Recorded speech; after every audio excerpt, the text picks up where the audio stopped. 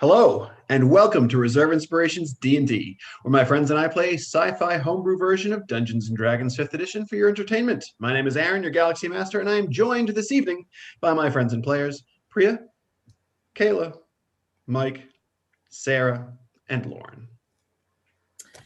We air our new episodes on Fridays at 7 p.m. Eastern Standard Time on Twitch. But what if Friday doesn't work for you? Do not fret. You can watch it anytime once it hits YouTube, Tuesdays at 10 a.m. And if you love our content and would like to help support us, become a patron on our Patreon and get access to those new episodes Saturday morning, the morning right after they air. Not only that, but you'll get bonus content and emotes as they are released. Speaking of emotes, the Heavenly Roast coffee cup is available to use right now in chat. Right now, use the emote right now. And I know that none of you can see, but the audience currently can see the beautiful image on our screen. So there you go, enjoy. On it in all of its glory. Yeah. If you're looking for another way to support our stream, you can subscribe through Twitch. If you have Amazon Prime, you get one free Twitch Prime subscription each month, and it expires at the end of each month. So don't forget to send it our way each month. And remember, it's free for you. Please like our videos and subscribe to our YouTube channel and leave comments below. We love it. The Adventures of Plonk, our miniseries spin-off of this campaign, airs Wednesdays at 7 p.m. and each episode is immediately followed by our informational segment, Just the Tips. Don't miss it. Mm-hmm. Oh, they're stupid. If you want to keep up with us on social media, we've got Facebook, Twitter, Instagram, and Tumblr. Just search up Reserve Inspiration, give us a like and a follow, keep up with what we're doing. Another way to have more interaction with us and the show is if you join our Discord server. Come have a good time, talk about D&D, drop a meme or two. It's great, it's fun, it's chill, you won't regret it. And for today's Space Fact, it's going to be a little continuation of last week's fact. Last week we talked about how Mars has lost about 87% of its water that it once had because its atmosphere essentially collapsed and made the planet suffer at the whims of bizarre solar weather. But that still leaves a 13% of water that has been unaccounted for. So that remaining water is actually frozen in the ice caps of Mars on today, and it's also trapped a little bit beneath the soil. So it's got water, folks. Don't let anyone tell you otherwise, unless they want to argue with NASA, because I'm reading this off the NASA website. All right, well, hey, I don't want to argue with NASA. No. Personally, all right, any other announcements that we have this evening? Anyone? No? All right, well, we're going to do a recap then, I guess. Today's recap is going to be a little different than what you're used to. It's going to be kind of a glimpse into the eyes of someone you have not met yet. So, we shall begin. New guests on the Unity. Curious lot. The behemoth stays behind. Through illusion and stealth, the elite were deceived, and the shadow grows even closer to her quarry. The one who seeks knowledge will not find it where he looks. Loosen and revel. You must to find that which he seeks. A hurt lingers deep within the devoted one, hidden through smiles and words of hope. Though he is lost, devotion remains. Sparked by curiosity, the inventor knows not what powers she deals in. Trust not the tracker of time, only despair awaits.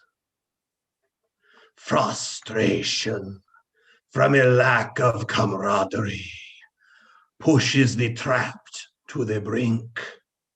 Feelings of betrayal and fear cloud his judgment.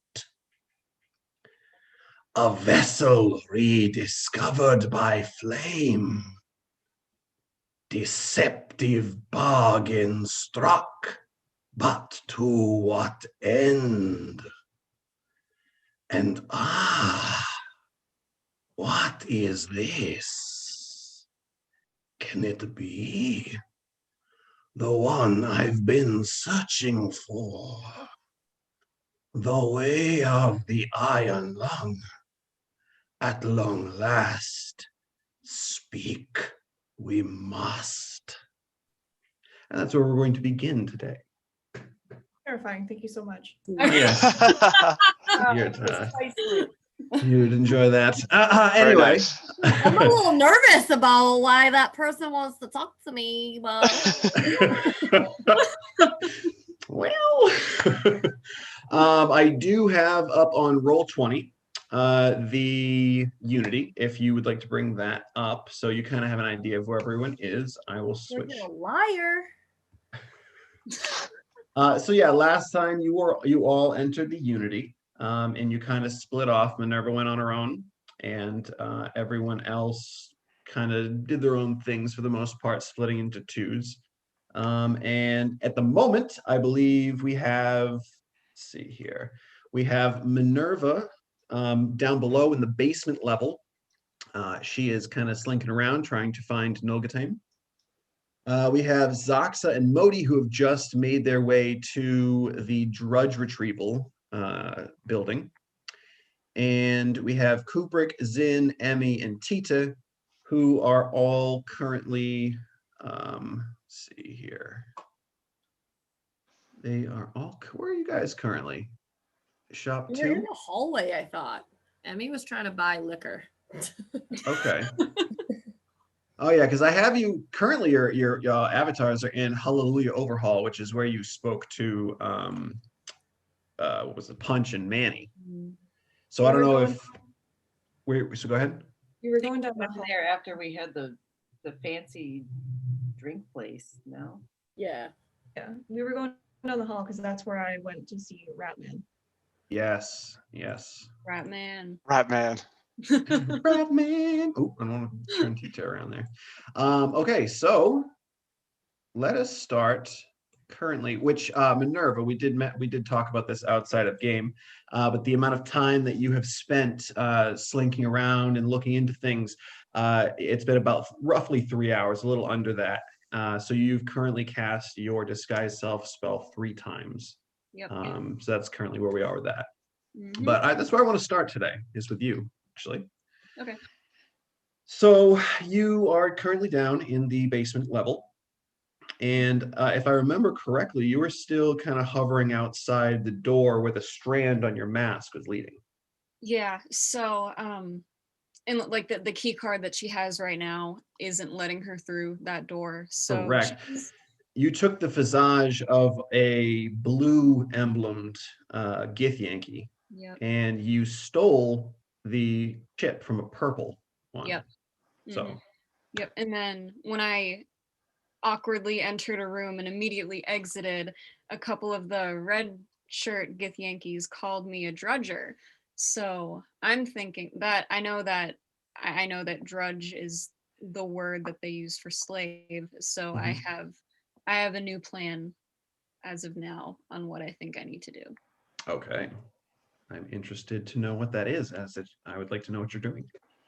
So so like this is like a long hallway that's like a couple miles long, and I know that I've already been down here for a little bit of time, and I know that I keep having to recast the disguise spell, and I don't have many magical juice left, so I'm actually going to return to the lift, and I'm gonna go back up to the main part of the ship, and I'm gonna walk around and see if I can find any other blue shirt Gith Yankees. Okay. So you begin to make your way. And actually, while you're doing that, because it's going to take you a little bit of time to make your way down that mile along hallway, we'll cut to Emmy and Tita and Zanesi and Kubrick. His hat there. And you're all heading down the hall to what destination? Where are you planning on going?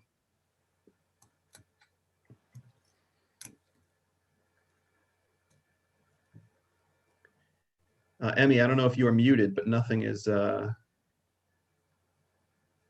I just don't. Sorry, somebody walking by. I don't remember. I don't think she ever got any booze. I feel like she would be looking for that. You did get nips. You went to Mike's Mediocre Merchandise and you got nips. I believe you got 13. Oh, that's right, 13. A baker's dozen, Baker's dozen. if I remember correctly, because he said you have to pay for that 13th one. All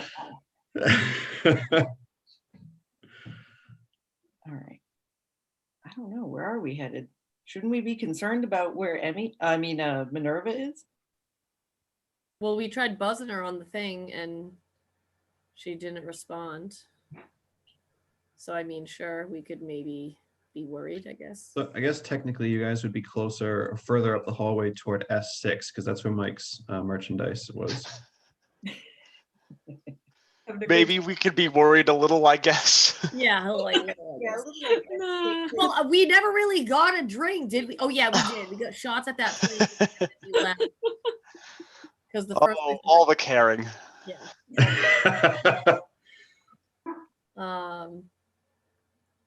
I mean, yeah, I don't know. Yeah, so the four of you just kind of standing outside of Mike's merchandise, sipping on nips. What else is in that place? Anything I might want? Sure, you want to poke around? Yeah, anything in particular you're looking for, or No. no? Yeah, you can find there's like some type of hand-me-down clothing. You can find satchels and bags. There's boots and shoes, basic general goods that you would need. It's like rations for traveling, basic gear, rope, and other things like that you might need, pittons for climbing. Yeah, he's got some interesting things. You see there's an old wooden crate filled with a bunch of rolled up scrolls. Yeah. I don't know what is it. You don't really have anything that you're actually make an investigation check. See, we'll see if there's anything fun and exciting for Tita. Me? What do you want me to do? An investigation check? Yeah. Oh, good. +0. Great. Oh, fantastic. So excited. That is a 10. 10. Okay. You find as you're kind of looking through, kind of perusing and kind of poking through the scrolls, you find this odd round band of sorts, and it's kind of stretchy. It's really kind of cool to play around with, and you kind of start playing around with that, and yeah, you found yourself a rubber band.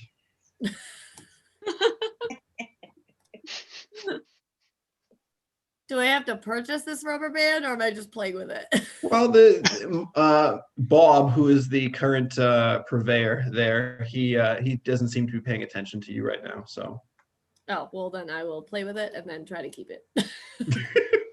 I'll roll disadvantage, but if you want to do a sleight of hand check just to make sure that nothing fun and crazy happens. 16 plus 18. Oh yeah, okay. I got an 11 total, so not a problem. Yeah, you're kind of like using maybe your two smaller arms. You're just kind of like boing, boing, playing around with it, and then just slip it on your wrist or something, and no one notices. Yeah, but other than that, like I said, there's those scrolls there, but you don't really see anything else too exciting. Well, whatever. I'm just poking around, causing trouble. Whatever. There's a nice little leather vest there. Ooh. Yeah. How much is that vest? You look at the little price tag. It had the number 8 there, and then there's a line through it. And then is it on clearance? It says 6, but then that has a line through it, and it says 3 credits. Oh my God, I'm buying it. I'm definitely. All right. Swashbuckly leather vest is all yours, Tita. Arr. So are you all set with that store? I think I'd like to see if they have any jerky for my little tiny skin. Yeah, you head up to Bob, and he's kind of like, hey, jerky. Yeah, of course we got jerky. No problem. Then he pulls out this. He's got all different types of jerky, different kinds of creatures, some more like vermin-like, some more lizard-like, all different types, whatever you're looking for. Right. How much for a smattering? Smattering. That's not really a measurement. I don't know. Like you're looking for this much, and he holds like just like a little bit up like this, a couple pieces. Well, I mean, he is tiny. I don't know how much he would need, but I want to get him something fancy. Yeah, you can. Yeah, you can get like he'll pick up a few more pieces like this, a smattering. It's a little handful. All right. Yes. How much Oh. for said smattering? Cooper cat on. Yeah. Just the credit. Smack him and take it if it was. It's just a credit. I'll take it. Kubrick seems like a little depressed from all the comments you've been making about him throughout the day. He's just kind of like dragging his feet behind the group. Ugh. All right, I'll bite. Say Kubrick, Huh? did you need anything at the store? You need maybe a nip? Mm. No, I'm good. Unlike you to not take something for free. I'm sorry. Yeah. Way to make it better. He's struggling here. She's struggling. As he's kind of like sitting there and you're trying to engage him, he's just like, hey, like I told Monero, I got a couple things I want to do, so I'll catch you back at the ship later. He kind of turns around and just heads off toward the north. Rick, did you want a buddy? I don't. She's looking back at like Tita, and I mean, she goes, "This isn't really where I want to be. Please let me leave." If you want, yeah, I kind of just want to be alone, but Oh, I don't know if I, kind of portrayed that well enough, but okay. Yeah, no, I get it. It's fine. he just nods and turns on his heel and starts walking away. And now you are with Emmy and Tita. I feel like I hear the sad Hulk walking away music. Battle. But as the three of you are kind of just hanging around there and Kubrick walks off and whatnot, who has the highest passive perception of the three of you? What are your passives? 15. 12. 15, 12, Tita? 12 as well, I think. Emmy, you notice as you're just kind of standing there chatting and whatnot, watching Kubrick walk away, you see a few of the blood red robed Gith Zerai beginning to make their way toward you. At first, it looks like they're kind of walking just down the hallway, but then as they start to get a little closer, it looks as though their pace begins to focus more toward you. You in the group of the three of you. I'll immediately say, I feel like we got company. What? Yeah, can we like turn and see? I'm assuming after she says that, we'll all be able to Yeah, see. as the two of you turn, you kind of meet eyes with these Gith Zerai as they're walking toward you, and they kind of like focus their sight right on you, like into yours, as they approach. At the moment, they're probably like 15 feet away. Menacing? Should I be afraid? They don't look menacing at all. No, they just look like they're moving toward you with purpose. Yeah, so that seems menacing. Like wheel out of the way. Like, I feel like, yeah, I'll probably just look at the two of them and be like, did we do something? Yeah, as they approach, you say that. And one of them he bows to you, Tita. And he says, please come with me. I'm going to do the weird, like the turn around and be like, oh, you mean me? I'm going to do the like, wait, what? And then you look back to him. He's like, yes, the enlightened one wishes to speak to you. Who's that? He is, well, the enlightened one. Yeah, you said that already. He is sort of our leader, if you will. Why does he want to talk to me? Your guess is as good as mine. I will look, I guess, at Emmy and Zin, kind of like I'm just kind of like the look of like, does this seem legit or like Yeah, I'm not just gonna let my friend walk away. Some random people in robes. I assure you, he will be quite safe. can my friends come with me? Buddy systems allowed in this situation. They may join you to the lift, but once we enter the lift, they cannot. Do I have to go?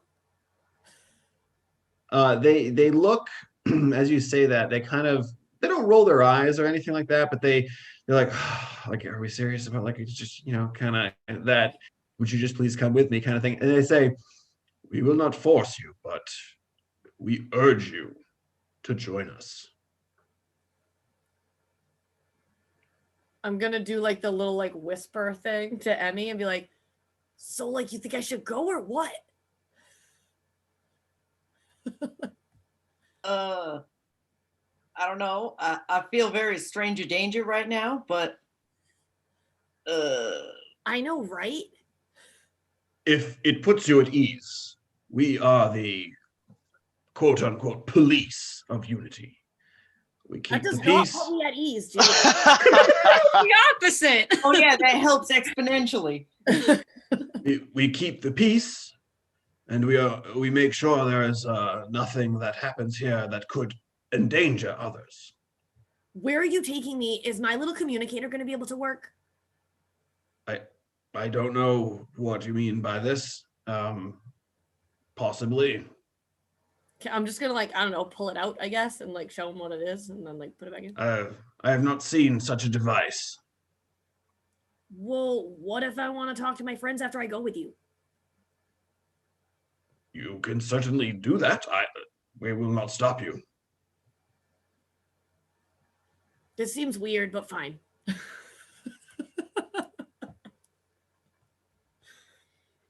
I assure you, any trepidations you may have will be quelled once you speak to the Enlightened One. Okay. And the two of them kind of quickly turn on their heel, and one of them begins to walk, and the other just kind of stands there waiting for you to go ahead, and they'll follow behind. Okay. I will turn to like Zin and Emmy and just kind of be like, hope I'll see you again soon.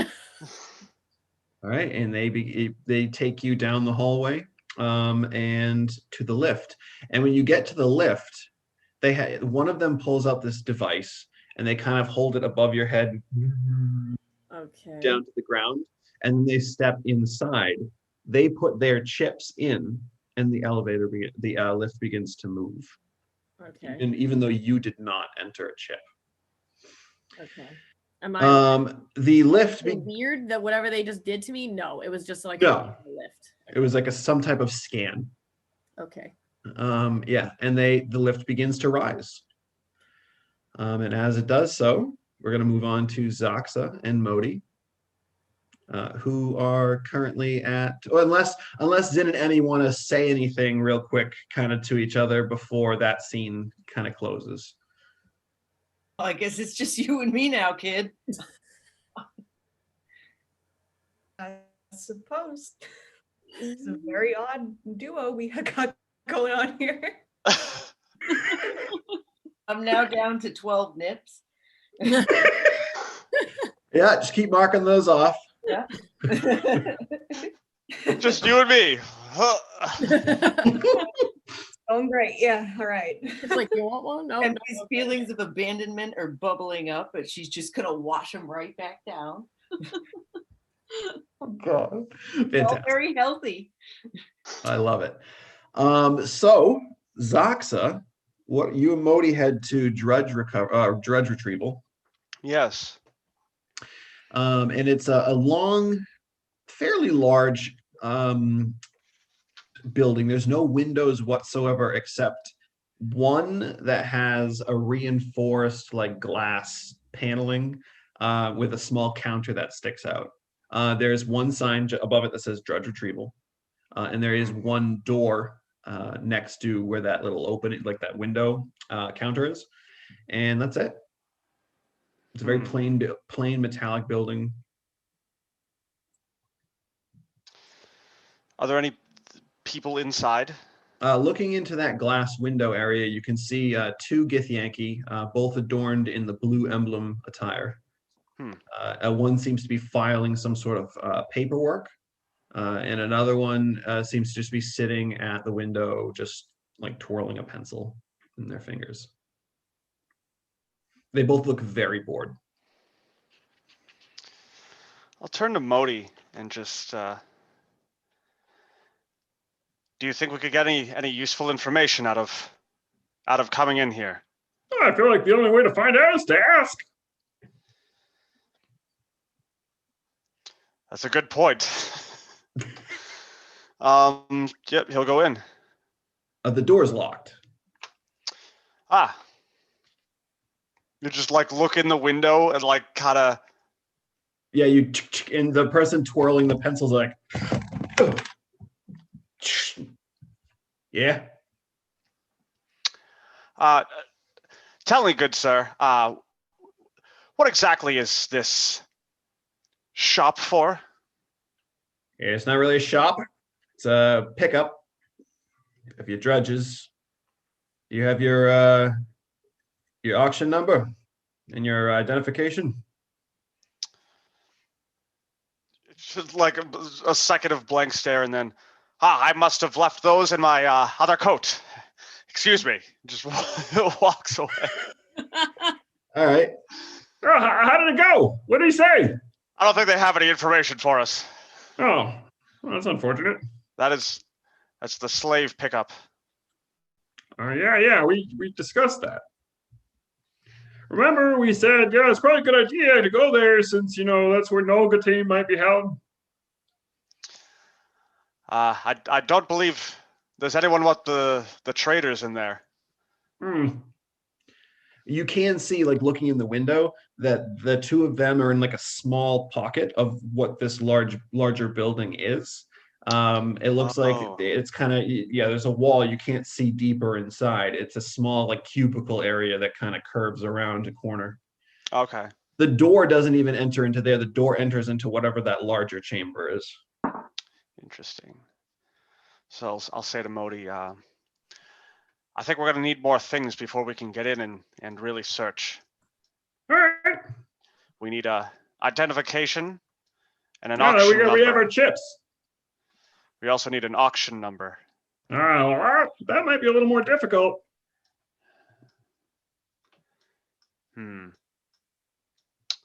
Where on here? Is there an auction place to go on here? On all these shops? I don't know. I was looking at that little crystal thing, and I think I didn't see any shops about like that. I don't know. There was that stage, the concert stage. Was that the Dying Star? Yeah. Maybe that should be our next trip. All right. So I guess we'll head that way. Where is that? Where are we? Oh, R6 right there. No, not R6. Oh, there it is. Okay, so we'll head there. Okay. So you two begin to head in that direction. Minerva, you are currently making your way back to the lift underneath all of your fellow party members. And yeah, you're as you're moving, you begin to see a few. Let's see, what color would they be wearing? You see a few of the purple-clad soldiers, the Gith Yankee soldiers, heading in your direction. They're about at this point maybe 50 feet away as you're starting to come together. I mean. Oh, and I will also say, you begin to feel the tingles and jingles of magic. Your spell about to about to end. Perfect timing. Jingles and jingles. Oh, Yep. good lord. Can I like like discreetly, like with a hand behind my back, can I like re-snap my fingers to like maintain the illusion and cast the spell again? Yeah, make a sleight of hand check. Absolutely. Okay. All right. Okay. All right. Okay. 11 plus 4. 415. Okay. Yeah. As you begin to get closer and closer, 10, 5, and you're about to pass, one of them is like, "Hey, what are you doing down here right now?" Just taking a walk, making my way back to the lift. All right. And give me a perception check. Okay. 13 plus 6. You look at these two, and you kind of recognize them. Two of these are two of the ones that were in the elevator the first time that you stepped in, and tried to get them to use their chips to raise the lift or lower the lift for you. And one of them is looking at you with a very curious look. I mean, unless anyone says anything, I'm just gonna keep going back to the lift like I told them I was heading towards. Yeah. As you begin to kind of push by, the one who is looking at you a little weird says, "Ha, hold up," and kind of puts his hand out to your chest to stop you. And when you do, he can feel, he goes like, "What?" And Yeah, then I'm gonna bolt. other direction. Yeah. You see, what's your spell DC? My DC? Yeah. A 14. Yeah. So as he does that and kind of pulls his hand back and then looks back at you, you see the two of them really stare at you for a second, and then their eyes go wide. And then you see them start to like go into panic mode. So if you want to run, you can. Yeah, I'm gonna run. I'm getting out of there. All right. So are you pushing past them to go to the lift, or are you going back down the hallway? I want to go back to the lift if I can. I'll shove one of them, whatever I gotta do to get by, I guess. All right, roll initiative. All right.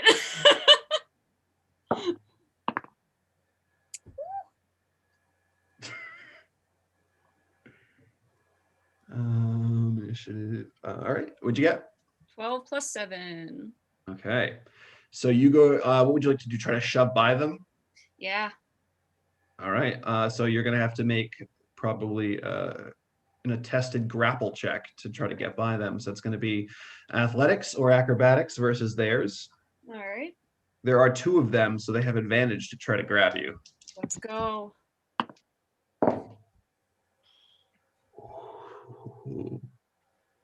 All right. 13 plus 4. Ooh, 17? Yeah. I rolled total of a 19. So you go to push through them, and as you do, you get through, but then you feel a hand just grab out and grab the back of like the scruff of your neck and just kind of pull you back down onto the ground. And now one of them is going to try to jump on top of you to grapple you to hold you in place. I need you to make either an athletics or acrobatics check. All right.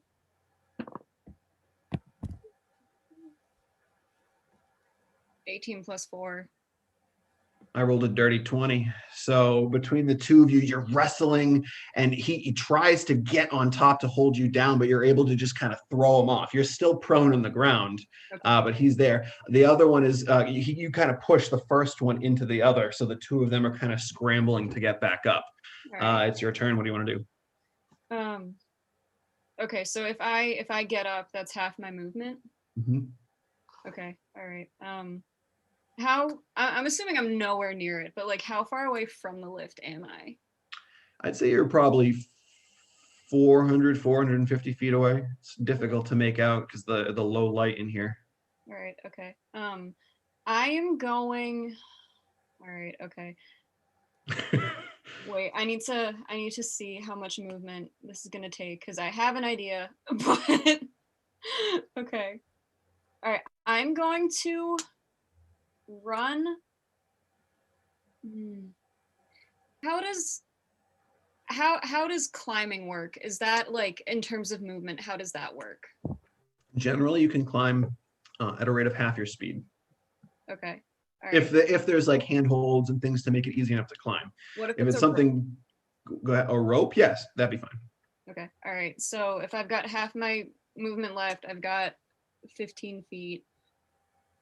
Would I be able, hypothetically, with all of this math, would I be able to climb a rope that's 10 feet? If you're jumping up and climbing that rope, yeah. Okay. It's all you right. can like jump up and then leap to try to get some and keep going. Like it's not 10 feet's not a ton. So you could Okay. definitely, I would say, get to the top of that, sure. All right. So I'm like what I want to do is I want to move away from them like as much as I can and have it still leave me with enough movement to cast rope trick. I'm going to take There it out is. the 10 foot of rope that I had cut from the previous session. Mhm. I'm going to cast that and I'm going to climb up. And then when I get to the top to like the little, do you want me to read what rope trick? Sure, I know what it does personally, Okay. but yes, please do. I'm sure the audience would love to hear. Yeah. All right. So you touch a length of rope that is up to 60 feet long. Mine is 10 feet long. On one end of the rope rises into the air until the rope hangs perpendicular to the ground. At the upper end of the rope, an invisible entrance opens up to an extra dimensional space that lasts until the spell ends. In this case, it would last for an hour. The extra dimensional space can be reached by climbing to the top of the rope. The space can hold as many as 8 medium or smaller creatures. The rope can be pulled into the space, making the rope disappear from the view outside.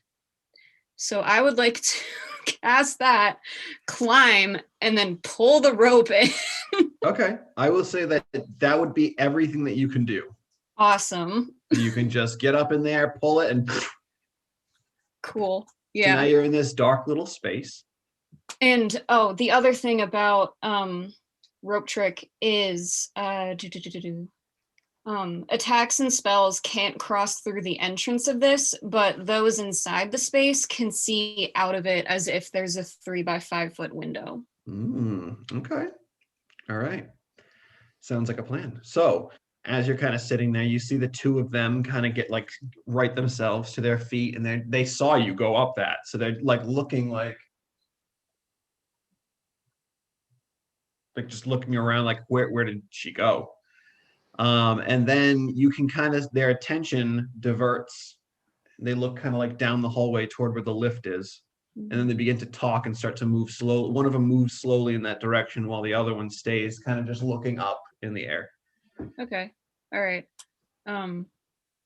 Are we still in initiative? Are we still doing turns or? I would say probably not at this point, because they Okay. can't do anything about it unless they can dispel magic. So I'm gonna I know it's probably not gonna work, but I'm gonna like try to turn on the little communicator and just broadcast it to anybody, not knowing that it's probably not gonna work. And I guess she'll just say, I might be back later than expected. okay. Very good, very good. No one hears that, by the way. Does it matter? Because Yeah. Do I know that like it doesn't go through? You would know that this is extra dimensional space that you've created. So even though it's not the same plane of existence, so it's True. Technically it is way further than 5 miles away, even though it's right there. And you're also down below where you can't receive signal. So Okay. Anyway, so you're gonna hang out there for a little bit. Yep. Emmy and Zin, what are you two doing? Just standing dumbfounded outside Mike's mediocre merchandise. Yeah. Kind of. Yes. Okay. I don't really know. Yeah, you just see this bunch of people just walking by, going about their business. It seems like a very crowded area. What are you near right now? Mike's merchandise. Let me see what we got going on here. What's nearby? Interesting. Like anywhere near the ship. so she can like. Which ship? Your ship? Yeah. You are currently on the opposite side of the dreadnought. So. So yeah, from where you are, you can see like the shops on the right hand side, and then to your left, you can see there's more of those platform hangars for ships. The one that you're looking directly across at, though, it doesn't look like the visitor one that you parked in. This one looks like this one has a lot of like freighter ships, ships that seem like they might be going long distances and need to resupply and restock, just a quick resupply. That's what this, it looks like people going in and out quickly. People leaving there, heading to Mike's merchandise or the repair shop or whatever, and they're grabbing supplies. Yeah, again, the street's very busy. Let me real quick, I want to see who is around. Let's see.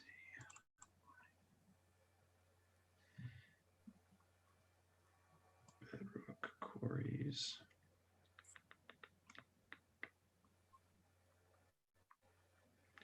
I can't find what I'm looking for. Ah, yes. Give me a perception check. Unfortunately, Zin, this does not pertain to you, as you would not know this person. Yeah. Yeah, 10 total. So that 10. went well. Okay. Yeah, looking around, you don't see anyone you'd recognize at all. You're just kind of you're standing there next to Zin with the busy people just kind of, you know, walking around you and looking kind of dumbfounded in the direction where Tito is taken. I went willingly. I was Yeah. taken. Jeez, like they dragged me away. All right, I'm gonna suddenly be filled with a sense of dread that we still haven't heard anything from Minerva. So, Yeah, it's been some time. It's been at least like 3.5 hours since you guys split. So okay. And where did I see her last? At the lift, or would that have been someplace else? I don't believe you saw her. I believe it was just Modi, or not even Modi saw her. Zaxa kind of noticed her only when she made mention to him through the device. She's like, need some help there when they were looking at the tablets. And Old geezers. yeah. No, so you did not see her go to the lift. You didn't. I don't really think you saw her once you guys split originally from the gun. You didn't see her after that. Okay. Neither did Zin. Neither of you have seen her or heard from her. Okay. I feel like we need a team meeting. I feel like we need to.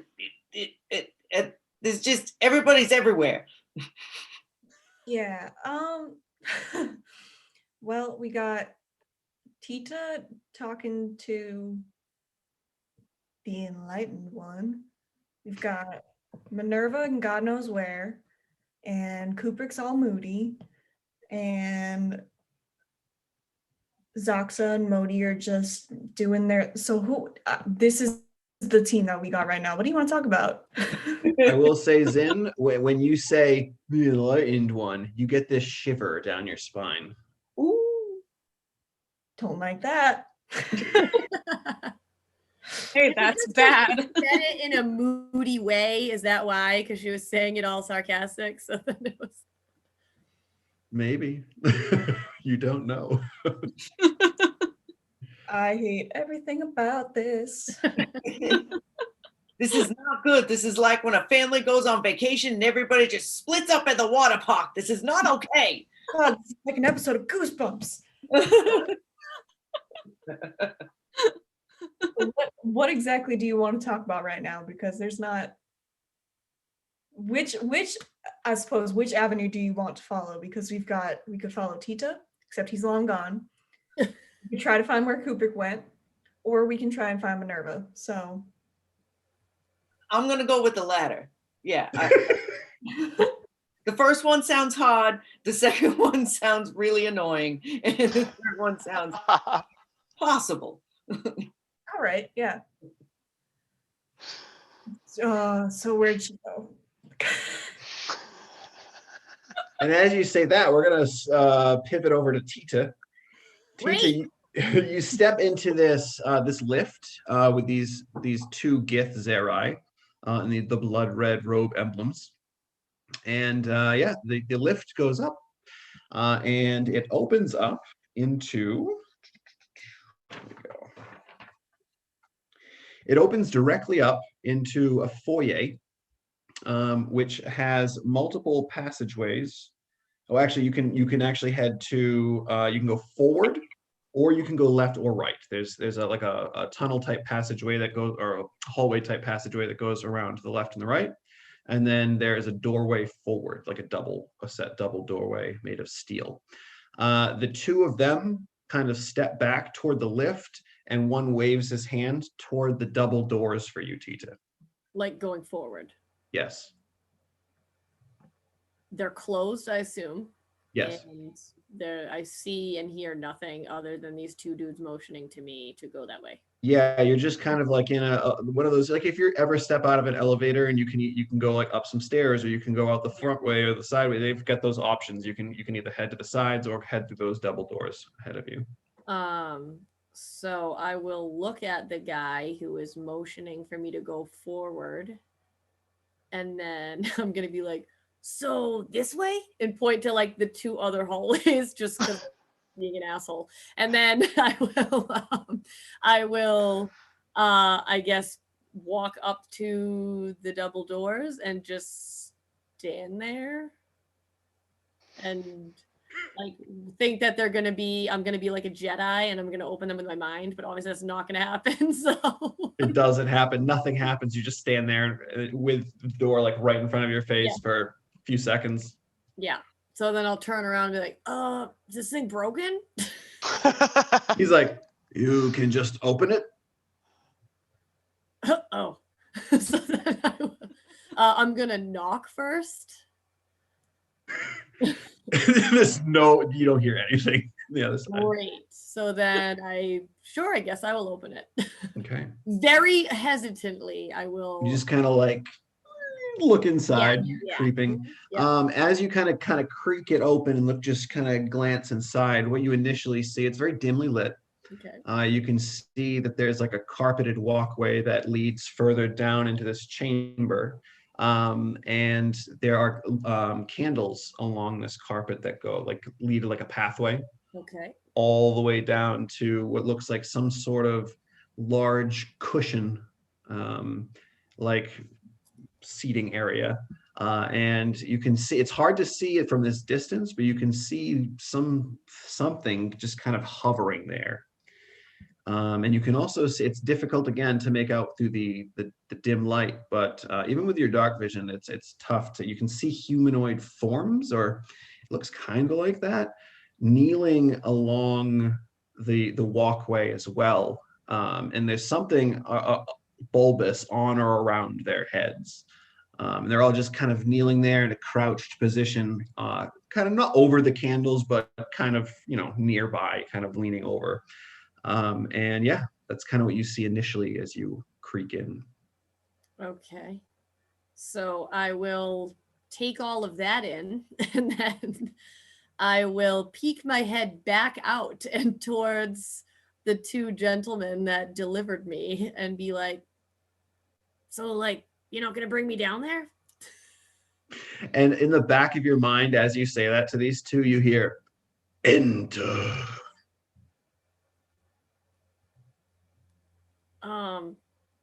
Okay.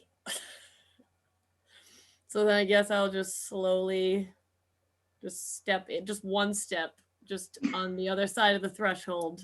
Yeah, and it's the black carpeting that leads down through this metallic room. There are some large metallic beams or pillars that kind of hold up this larger room in the ship. And as you open the door and you begin to kind of step in, you get a better look at the humanoids that are kind of knelt over, and you can see that their arms and legs are shackled and manacled behind them together. So they're kind of like force leaned over. And you can see this purplish, bulbous looking head with large dark eyes and 4 tentacles that kind of dangle down below over where their mouths would be. And they're kind of like I said, all strapped up and chained, and they have this device that's kind of connected to their shoulders and around their neck. It's kind of like clamped open with spikes. And it looks, it's just kind of sitting there. And as you enter, they just look horrified and just weakened and sickly. And they line this entire hallway all the way up. These creatures, these purple-skinned, tentacled creatures. Cool. I'm definitely feeling really great about all this.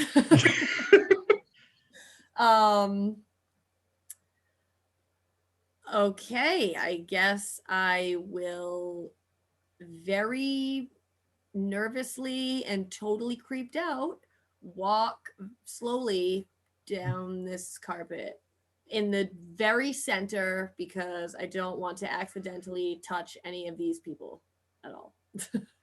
As you get about midway, you hear in the back of your mind, "Help us, help my people." And as they go to finish the sentence, you hear, and you look over and you see one of the creatures, the clamp just over their head, and blood just begins to just trickle down. They fall over onto the carpet in the head. Is the door that I came in still open? It has closed behind you, unfortunately. Damn, because I was just about to hella fast do my little bug springy jump shit and just get right back to the door. Shoot. Okay. I'm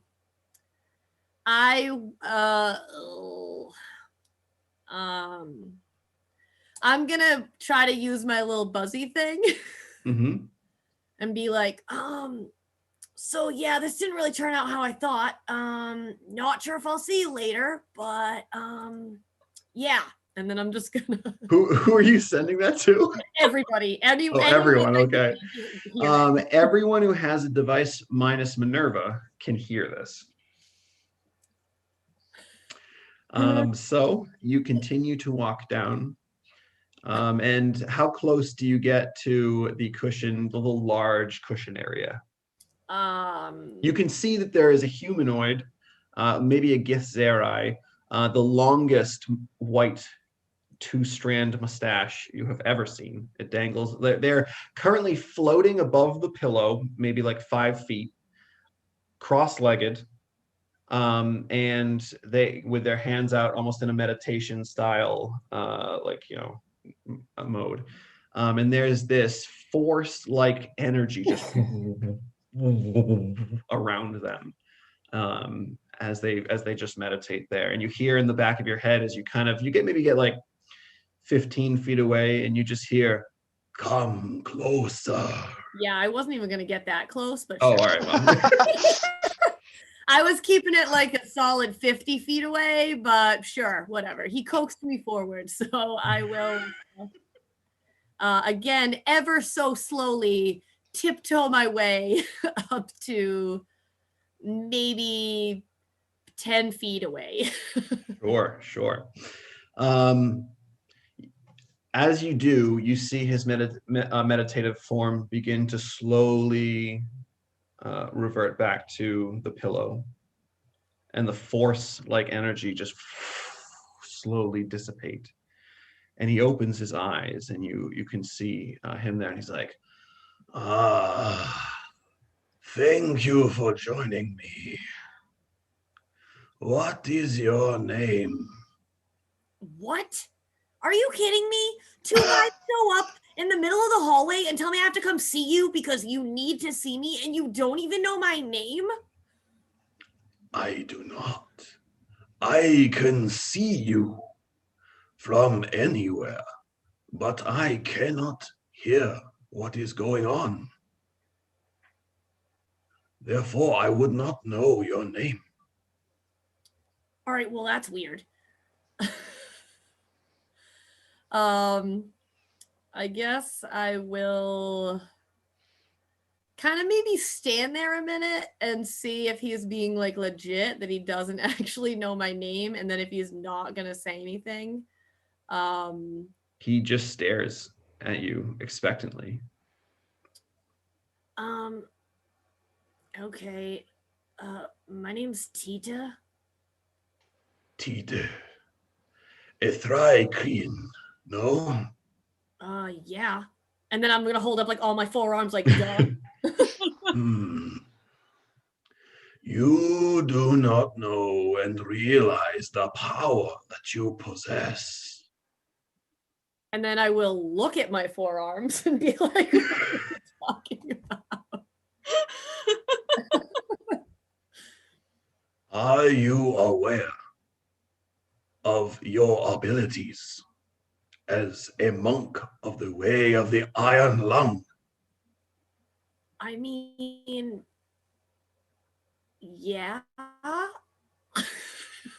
Have you mastered the ability to bring back the dead? No. Well, then train with me, you must. Wait, can I actually do that? You eventually, if not already. Well, can we go try it on that dead guy back there?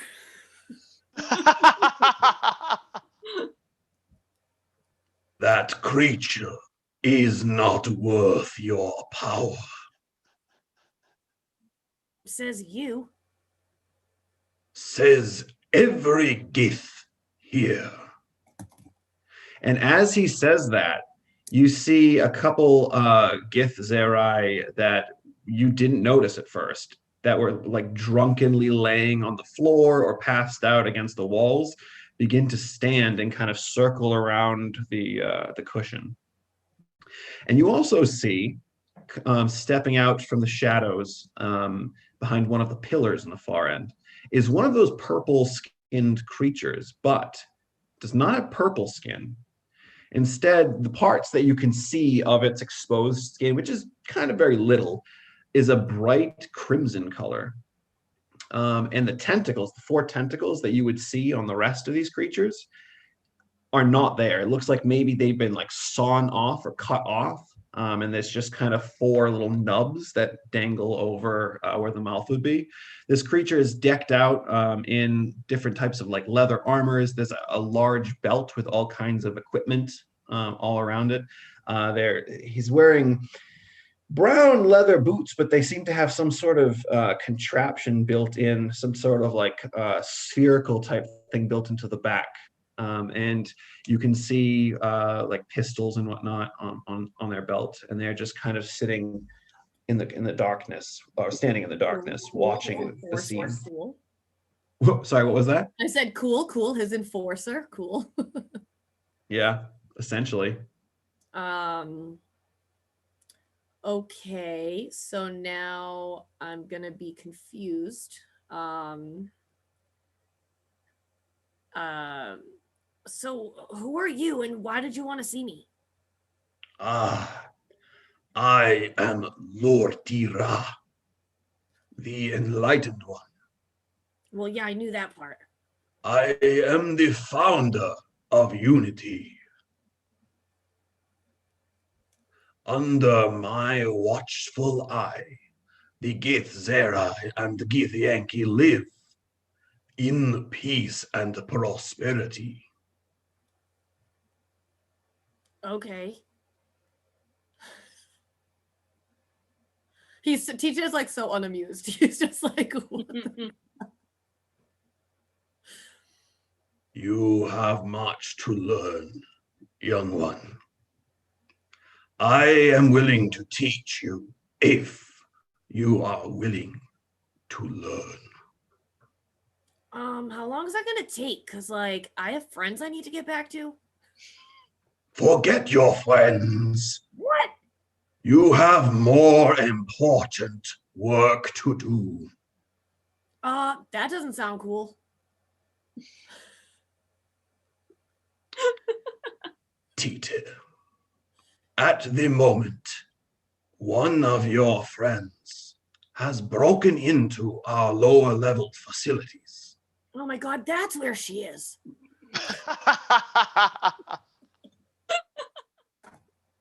I have let her be, but my troops have noticed her disguise. I fear for her. Your task, Tite, will be to bring her to me.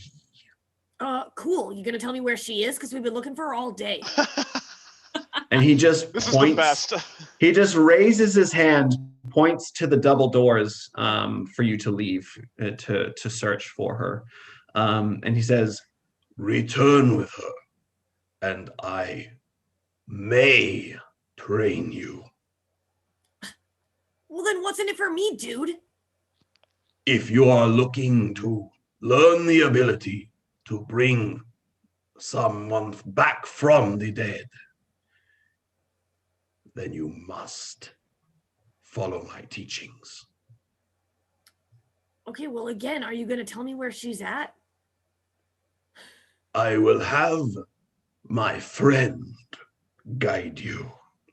and he kind of raises his hand and motions. And you see that crimson skinned creature begin to step forward. He doesn't say anything, but he just looks at you. Okay. I will I'm going to put my hand out to shake his hand. He walks right by you. Well, that went well. Okay. Move and follow me. Whatever you say. And he begins to head out of the room toward the lift. I will turn back, I guess, to the enlightened one. Okay, so good talk, I guess. And if I find her, I will try to get her to come back here. She doesn't really do anything that anybody tells her to do, so not really sure how much of a help I'm going to be. Your attitude needs improvement. And he his hand forward, and you feel this burst of energy just kind of flow through your body. I need you to make a wisdom saving throw.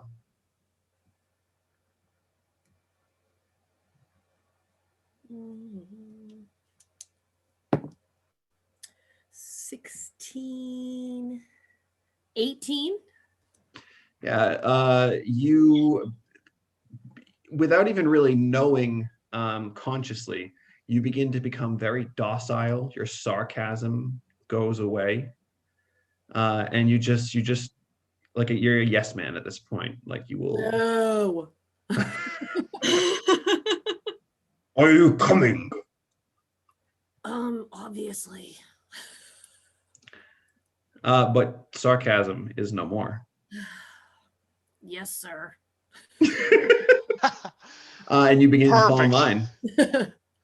And you can follow this creature out. He'll bring you to the lift. He will do the same thing where he, like the Gith Zerai did to you, kind of scanning you, and he'll bring you down to the basement level. Okay.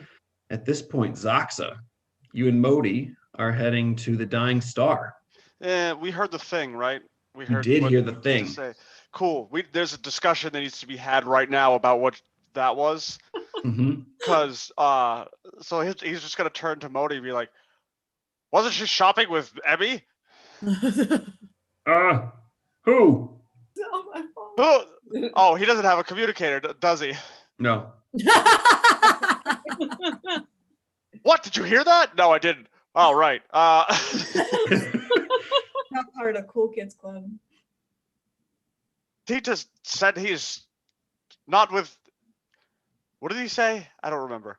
What did you say? I said something about like I laughed. It didn't turn out how I wanted it to be. I don't know how long I'm going to be gone. Oh, yeah, that's right.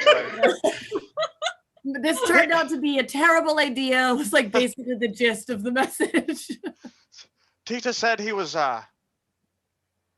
he went somewhere and it's not turning out well. We need to find him. Wait, What? Yeah, all right. What? Should we find the others first? They might know where he's gone better than us. Sure. All right. Yeah. Try to reach out to Min and maybe Zin. Min and Zin. Message them. I'll hit the communicator and just, where is everyone? We need to talk about Tita. Can I hear him?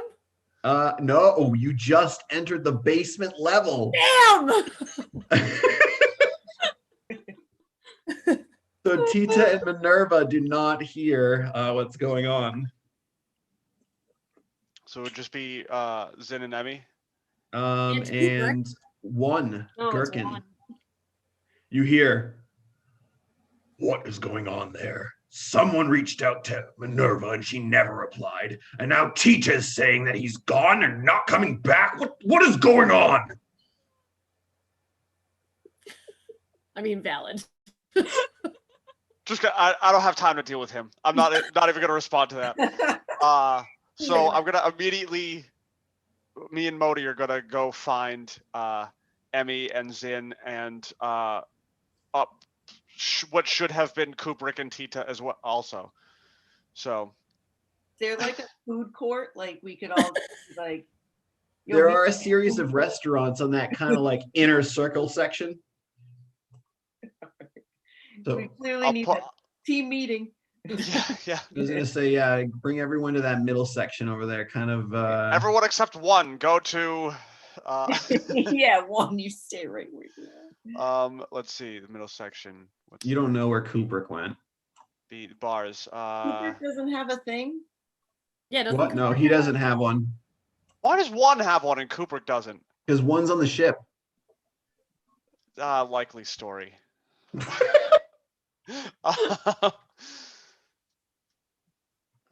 All right, so we got Kubrick. I'm gonna hide him in the GM layer because he doesn't exist right now. He doesn't. All right, so yeah, eventually, if you can coordinate on the thing, and say where you guys can make a place to meet up. I'll say the four of you guys, Modi and the three of you can meet up there. Emmy, Zin, and Zaxa. You're kind of in the middle of this corridor street, like pathway thing inside the ship.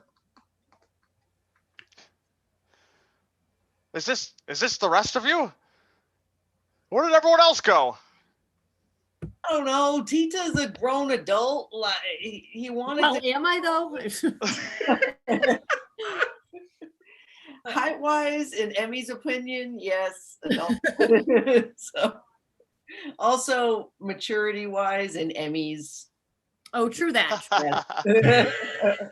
Very smart. So where did Tita go? Well, with some people in these red robes, and I don't know, the whole vibe was very cultish. But he went willingly. All Well, right, well, Doesn't sound like he's staying there willingly anymore.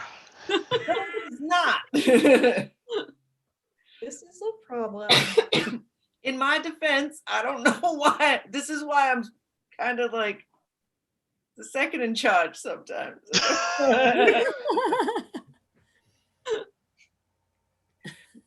Do you know at all where they took him?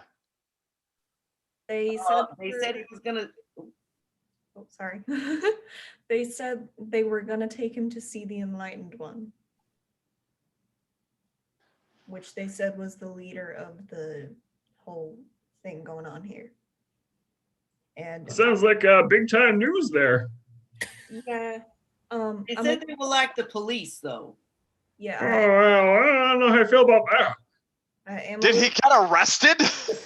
No, no, no, no, I said no. I don't know. I'm a little afraid. I don't really know what's going on. I was joking around and I said the leader's name in a funny fashion, and then I felt all the heebie-jeebies, and so now I'm not so sure how I feel about the situation. Serious heaves and jeebs going on. I'm not gonna lie. I let this one get away from me. I really don't know what happened here. Zox is gonna turn to Modi and just be like, never let them out of my sight again. Yeah, all right, Zach. So I'll make sure we'll put like a magical leash on him. Oh man, I wish I could do that. Hold on. Let me write that down. Dear diary. He's just adding it to his wish list. He's got things on there. That's right. Yeah. Anyway, now we have. Oh God. Does anybody know where Minerva went? She went down the lift. She used the lift. Oh, I believe. How do you know that? I saw her earlier. You didn't even point it out. She was trying to be hidden. All right, I guess that's fair. Okay. Receptive, Saxa. During not one of our finer moments.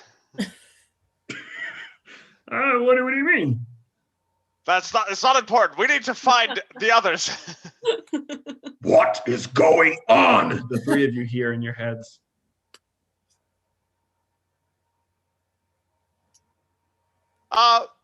Nothing. We're all fine.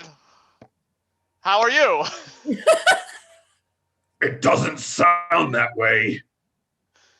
Thank you for calling Emmy Strang. I'm not available right now. If you'd be so kind as to leave a message, I'll get back to you at my earliest convenience. Thank you. You hear, and then there's something slam. Beep. Nothing. He said he hung up.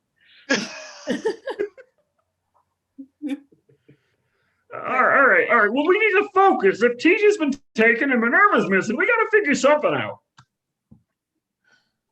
Okay, so let's. I feel like we need to find Mom first.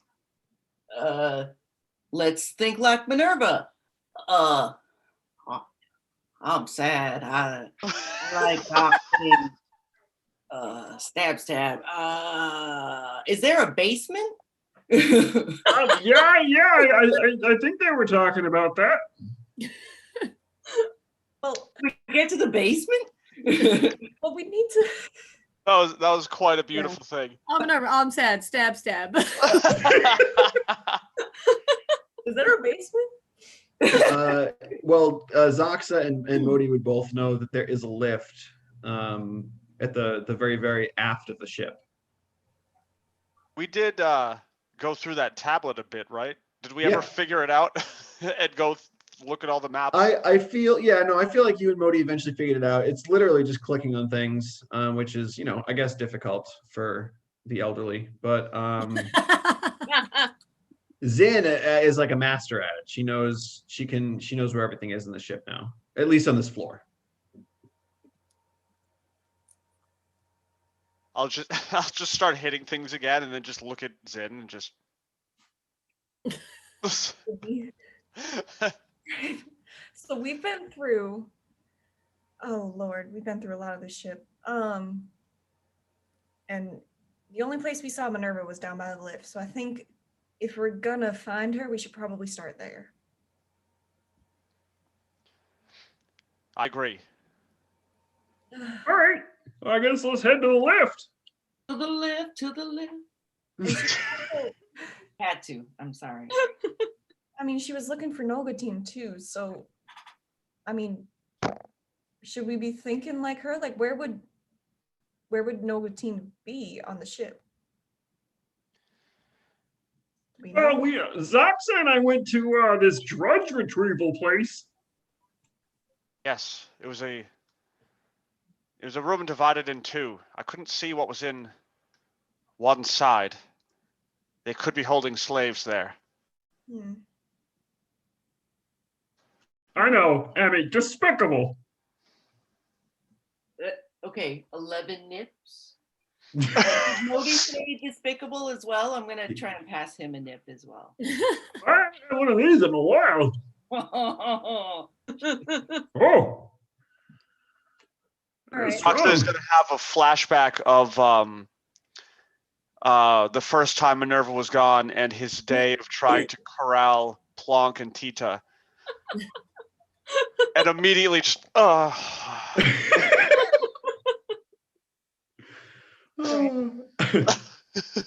gonna assume that Minerva was not in the dredge retrieval since you didn't see her and we haven't heard from her.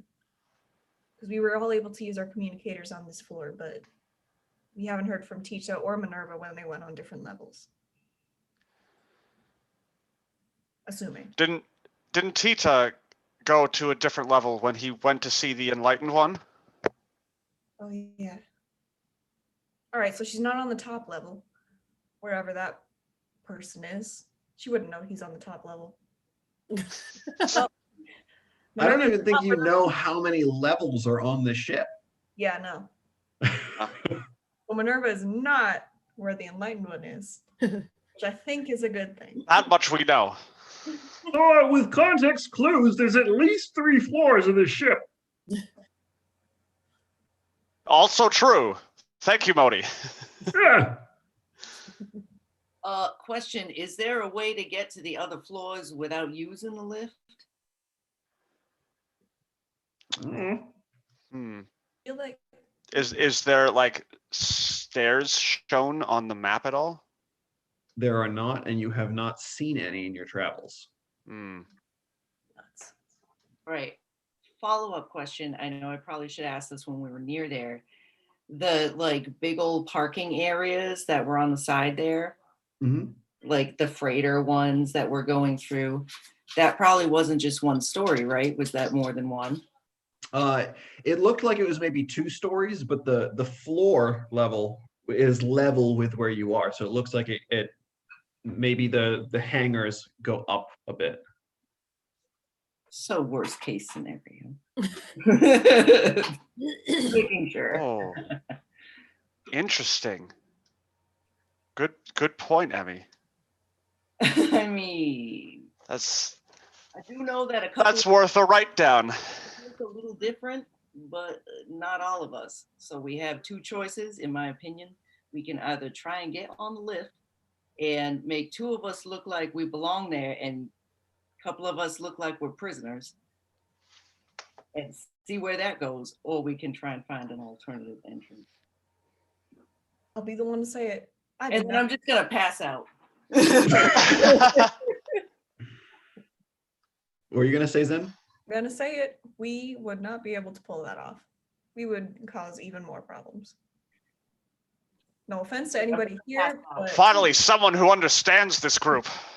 I mean, you guys can't really go that much undercover. Zin's in a wheelchair, so I mean, pretty much everyone knows who you guys are. yeah, while she's saying that, she's kind of just gonna roll back and forth and be like, I don't think she'll like pop a wheel.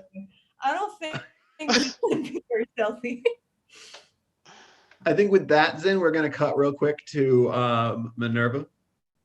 Minerva, you are up in your rope trick spell, your little interdimensional space, looking out, and you, like I said, you saw that one still kind of looking up at you, and then one of them kind of walked off.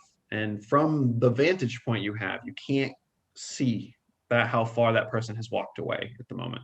But I know that the other one is still like there. He's still, yeah, still right below you. And as he's kind of looking up, you see him kind of look down again toward where they are, and kind of relax a bit as you see a few figures step into position underneath.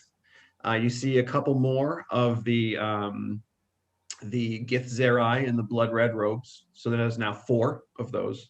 Mm-hmm. You see a very odd crimson skinned, like slimy looking creature with these like 4 nubs above its lip.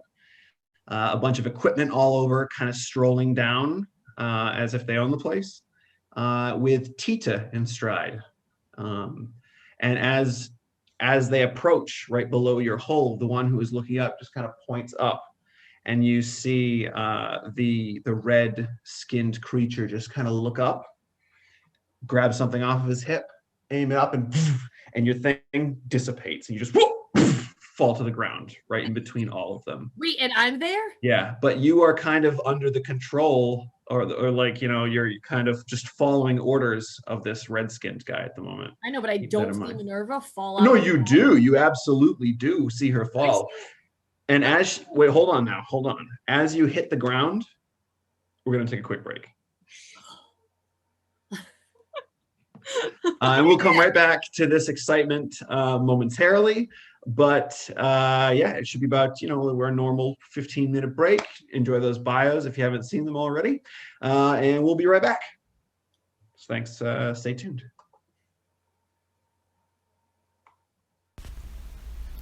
All right, a lot's happened, but I don't want to talk about it more than I have to. Here's all I have to report.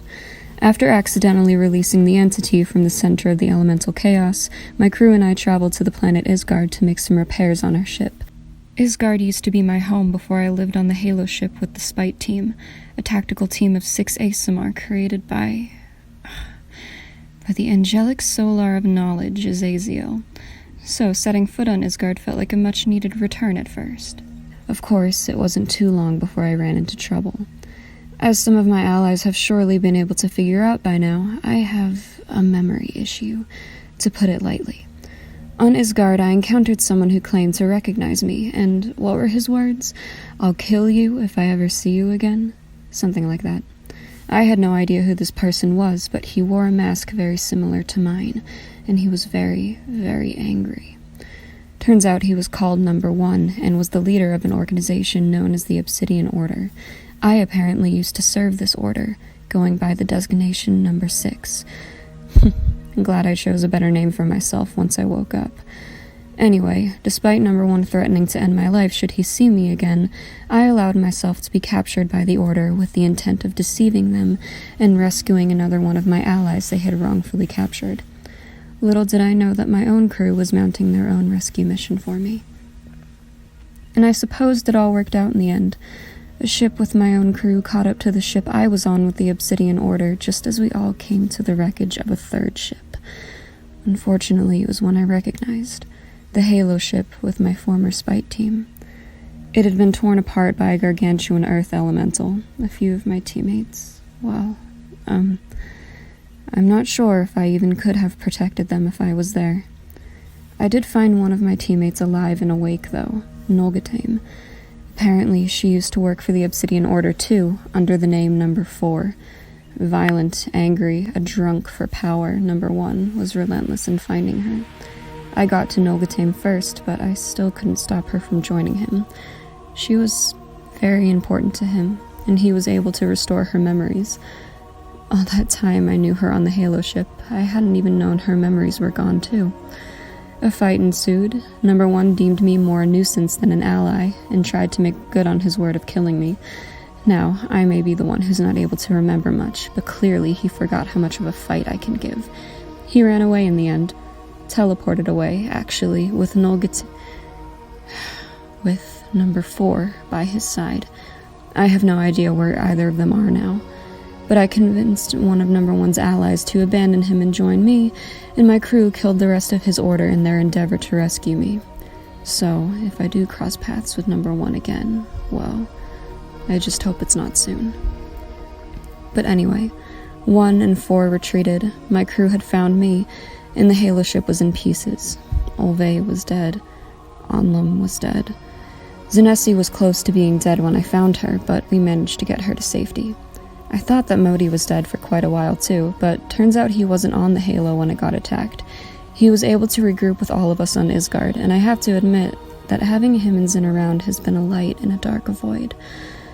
But, everything else is so dark. Plonk is no longer with our crew. She's not dead, but the entity that emerged from the elemental chaos came for her. Tita and I tried to stop it, but whatever that thing is, it's a kind of power I can't contend with. Yet. I can only hope that Plonk is okay wherever in the galaxy she is. Her departure weighs on me. I can't help but feel like I often fail to protect people important to me, or, at the very least, people I'm charged with. Some leader I am. I can't imagine what in the hell Azazel was thinking when he made me the captain of my own crew. And speaking of, Azazel seems to have gotten himself into some trouble as well, if the gruesome vision of him in my dream held any truth anyway. But I don't know how to feel. because now I have reason to believe that he took my memories. That is all I have to report. First entry off Verdalk. My life was saved today. I was teleported out of a poisonous coffin onto a ship. The ship works off the elves' magic, but it's also technologically superior to anything on Verdalk. I found a book at the excavation site, as well as an interesting bag. I believe they are both magical. More research is needed. I'm to go with these new humanoids I've never seen before. We're supposed to stop something from happening? For once, I don't know what's going on. Entry 2. The others I've been traveling with are, well, useful in their own ways. 2 fighting types and a small thief. Good for protection, I suppose. I have discovered that the book I found is a spell book. The text is difficult to decipher, but I've been fairly successful. Entry 3. We failed. The elemental chaos we were sent to protect was destroyed, and an entity of energy burst forth from it. I am unsure of what this means, but I saw the impossible depths begin to freeze over. I fear the worst. Entry 6. We've made it to Isgard. We need to get a job, to get credits, to get our ship fixed. Such things are beneath me. There are Tritons here. They might be able to tell me about the state of Vidalk. I must travel to Muspelheim, a city under the water. Entry 10. Minerva has sacrificed herself for our safe passage. Those mercenaries took her to their hideout. I don't think they know who they're dealing with, the fools. We know where they are, and we know how to hit them. I'm starting to enjoy these frivolous battles. Entry 15. We are returning to Isgard, having successfully retrieved Minerva, as well as gaining a few new allies. Captain Strang, Zinesi, and another Vidalkin, Vunisa. At this point I've taken a life, but I've also saved Kubrick. Perhaps I should leave the heroics to the fighters. Entry 20. Now Plonk has been taken by the same entity that we released.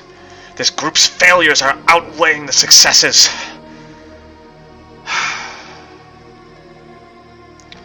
I can no longer trust Minerva or Tita to protect me. I must learn more from my book. The progress is slow, but it seems more reliable.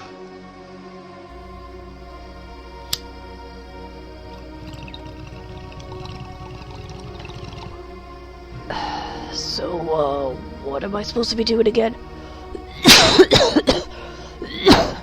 Oh, right. Updating you about what I've been up to or whatever? Honestly, Green, a lot's been going on. I mean, I know I told you about my family already, and how I have my great-granddad T-Sip's pickaxe with me, because I used to be an excavator back on Pandemonium. Yeah, I say used to, because I don't know if I'll ever do that again. Been zipping around, actually, I don't even know where with this crew.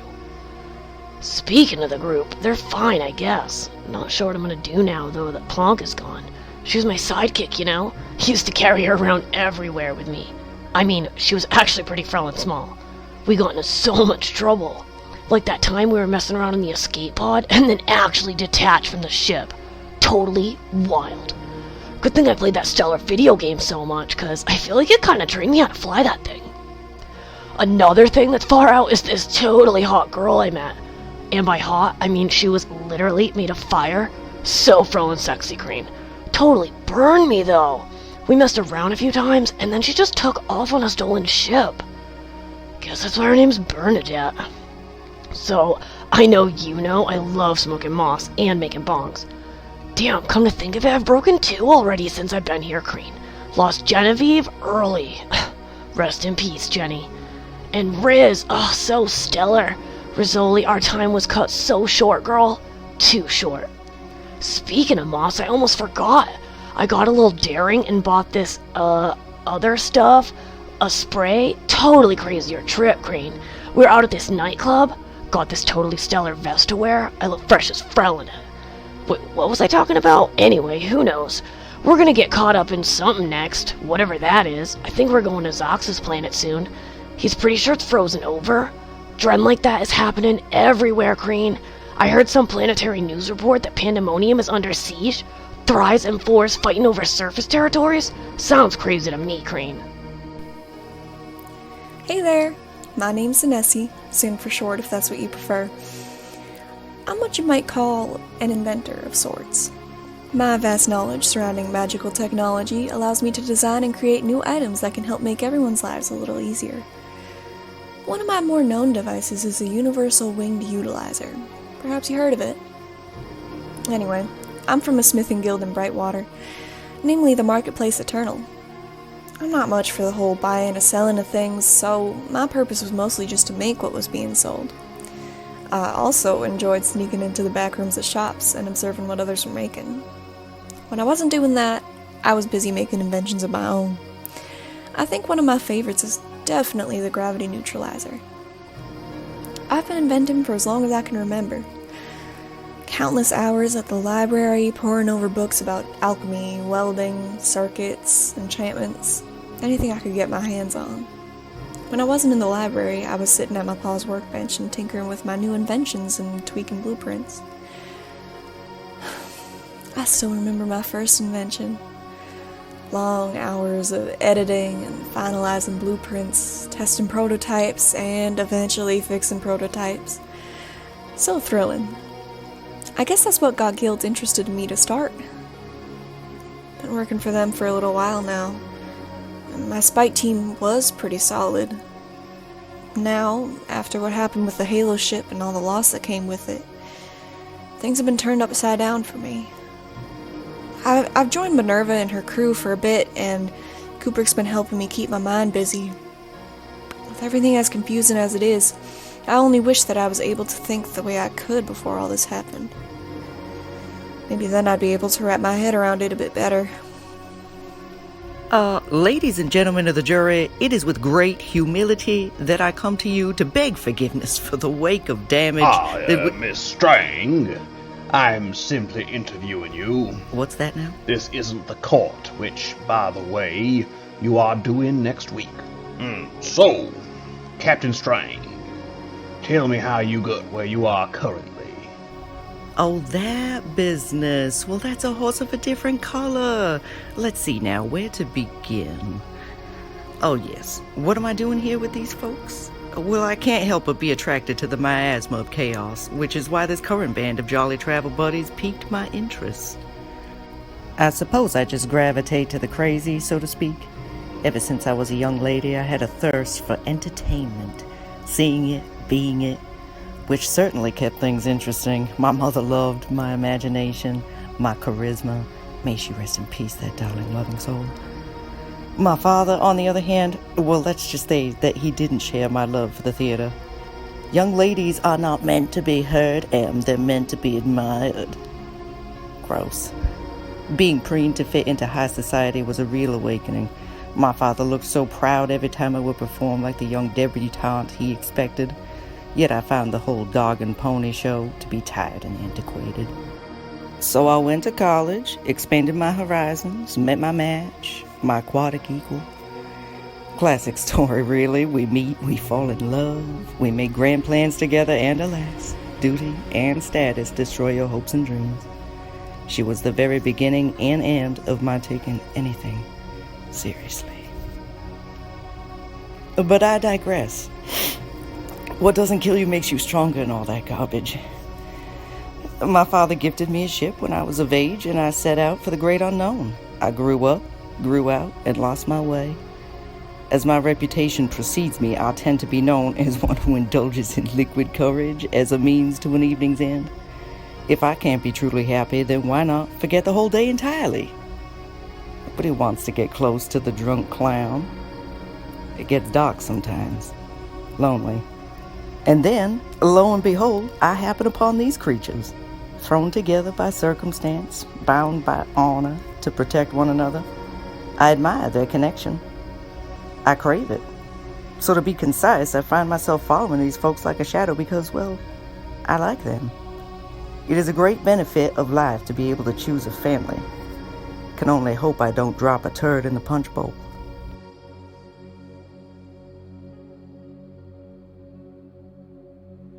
One. And welcome back.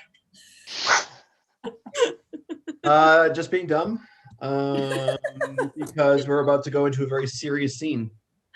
That's probably the best welcome back we've ever had. I agree. Oh, yeah. I agree.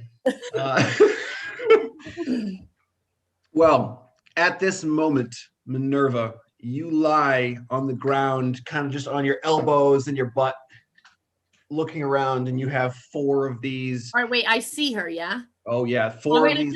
Is my disguise still up though? Because she redid it like really inconspicuously, but she was still found out. Did. You have no idea what they've been discussing while you were up there, but you're on the ground. You see the 4 of them surrounding you, and you see Tita and this like leathery, red-skinned creature holding some type of like pistol toward you. All right, wait. So does she look like her, or she doesn't? She doesn't look like Minerva. She looks like a Gith Yankee female. So then I could care less because I don't even know that it's her. Okay. Make an investigation check there, Tita. Yeah. Oh yeah.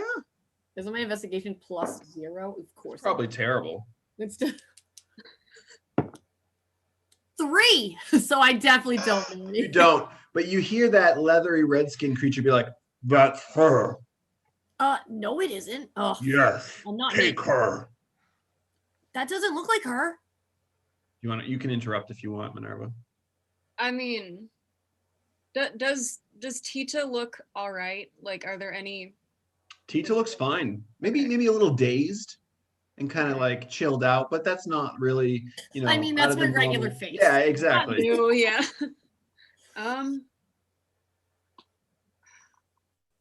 She's probably just gonna try to make a break for it, like down the other way in the hall. Okay. So you need to athletics check versus a very high advantage roll on their part. 14, 10 plus 4. 22. All right, yeah. So you leap up and you try to push through a couple of them, and they just kind of grab your arms and throw you back into the circle. And now you're just kind of getting thrown around between the 4 of them. And that you see that red leathery skin thing kind of turn the dial on his gun and just keep it aimed at you. And he's like, I said seize her. To you, Tita. Okay, I guess I will go get her, but I feel like I'm going to be confused because I don't think that it's her. Like, I'm going to look at him and be like, are you sure? You just see his eyes just stare at you like. All right, I will go and, I don't know, whatever. Yeah, as your hands grab onto this female Gith, you can feel where you can see regular just skin, because they have like these sash type garments on in most cases. You just feel like hard leather armor underneath as you're like kind of grabbing at this creature, but there's no leather armor that you can see. Oh, okay. So now, do I actually think it's her? Probably. Up to you. I will, I guess, yeah, bring her over to him. She just kind of like really like quietly, I guess, like since you're close to her, she just says, "What is this?" To me? Yeah. I don't know. I just was told I had to come get you. By who? The enlightened one.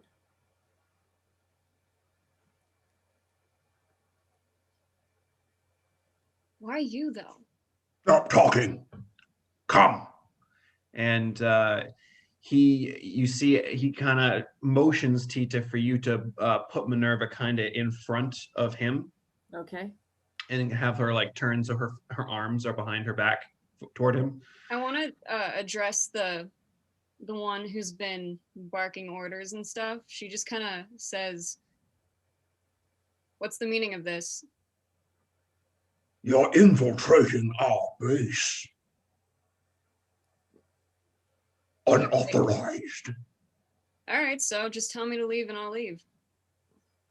No, you will speak to the Enlightened One. It is our way. And he begins to bind your hands. Do you resist? Yeah, she's probably gonna... Darn it, yeah. She's gonna try to like elbow him in the nose or something. Okay. So yeah, as you let's see, your hands are kind of being held. Make an athletics check to try to break as he's trying to attach these like these force cuffs to you. You can try to wriggle free.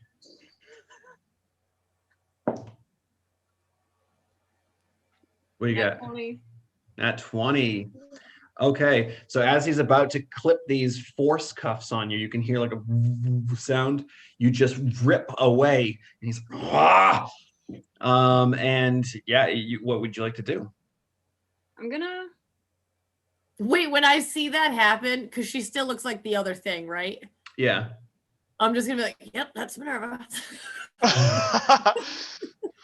I'm gonna run. What's the path of least resistance? Probably back toward the lift. All right, fantastic. I'm gonna bolt. All right, you start to run. He immediately see this creature. Well, Tita, you would see it. Minerva wouldn't because she's running at this point. But you see him turn the dial on his gun thing again, aim it at Minerva, and fire. Natural 20. This weird energy-like spiral you see Tita fires out of this gun, and it makes direct contact with Minerva and just wraps around her, and she just falls flat on her face, completely bound head to toe. Almost like a cocoon of energy has now formed around you. You should have come peacefully. Now, bring her. I'm gonna drop the disguise, and I'm gonna turn towards my ally and be like, Tita, what are you doing? Minerva, we have to go there. Bring her. And then I'll go pick her up, I guess. I can't. Can I pick her up? Sure. You're pretty strong. You're plus one bonus, yeah, right? I'll pick her up so that she's standing, and then just kind of shepherd her like over to the dude as she's like with her leg. Yeah, she can barely move. Like from her ankles to her neck, she's just electric bound, like rings around her. So she can't really move. Get me. They said I had to go get you, and we had to go talk to them. She's quiet. Okay. Whether it's Tita or someone else, they begin to drag Minerva or carry her, or if it's Tita, the others aren't going to care. They're just going to drag you. But yeah, you begin to be dragged to the lift. Tita, you see your friend. It's a little sad to see your friend kind of all tied up like this, but you know, it's the way. You must follow the instructions. Kidoki. The rest of you, what are you currently doing? I believe we're still arguing in front of the lift. Yeah, I think so. No, but we can't just stand here and do nothing. Like, what are we doing? Well, do you know how to use this thing? Well, I assume that you just go inside and hit buttons. I don't know. Try and hit buttons. You want me? I'll go in. Modi, I'll go with you. Why don't we all go? Okay. So you press the button to wait for the lift. And as it rises, the doors open and you see right inside 4 Gith, 1 Tita, 1 weird, leathery, red-skinned, fully decked out in like leather armor and weaponry and gadgets, and Minerva, completely bound in like energy force bands. All right, wait, do I see them as well? Like, as Oh soon as yeah, the door opens and there Oh, 4 the of them door are just opens? standing there waiting to enter, and the And rest then of you I are want to already. be like, hey guys, I found her. I think this is our lift. And I'll you just see, like slowly me, step spot on. as you go to step on, you see a couple of those Gith step right into where you were trying to step, like right in front of you, as if to block your entry. Can I try, like, I know I can't move my arms or my legs, but can I just try to like full body check one of them? Sure, yeah. Make an athletics check with disadvantage because you're all bound up. You don't really have. But if I'm all bound up, there's only one way that all my momentum can go. Still disadvantage. All right. Nice try, but no. Yeah, Yeah. not sure. Okay. All right. With disadvantage, it's a 14. 14. Yeah, so you're there and you try to use your body momentum to wriggle and try to get out, but the one that's holding on to you just keeps you steady in place. Don't even try it. And the 4 of you, Modi, and the 3 of you see all of this happening. And as that one kind of steps in front of you, Zaxa, are you backing a bit, like to step back off, or are you can try to continue? Am I still on? Like if the You'd doors like- close, where am I?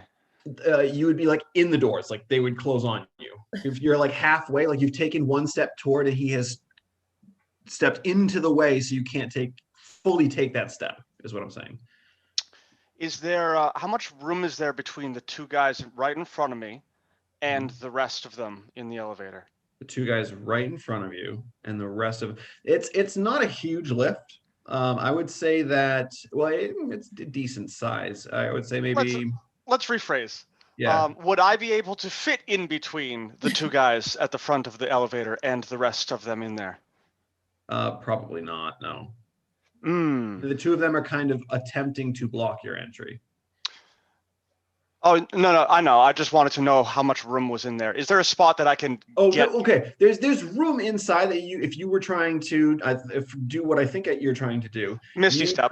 Yes, you can Misty step in. There's room in there, but where the doors are that are open, there's no room to push through those 2. They've stepped in front of the that's opening. perfectly fine. No pushing will happen. At least not yet. So I would like to Misty step past them into the elevator. And I believe, since that's a bonus action and a level 2 spell, that I could also cast a cantrip as my action. You can. That is indeed correct. That is beautiful. I have this little nifty thing called Gust, where one medium or smaller creature that you choose must succeed on a strength saving throw or be pushed up to 5 feet away from you. So I'd like to push one of the 2 guys at the front out of the elevator.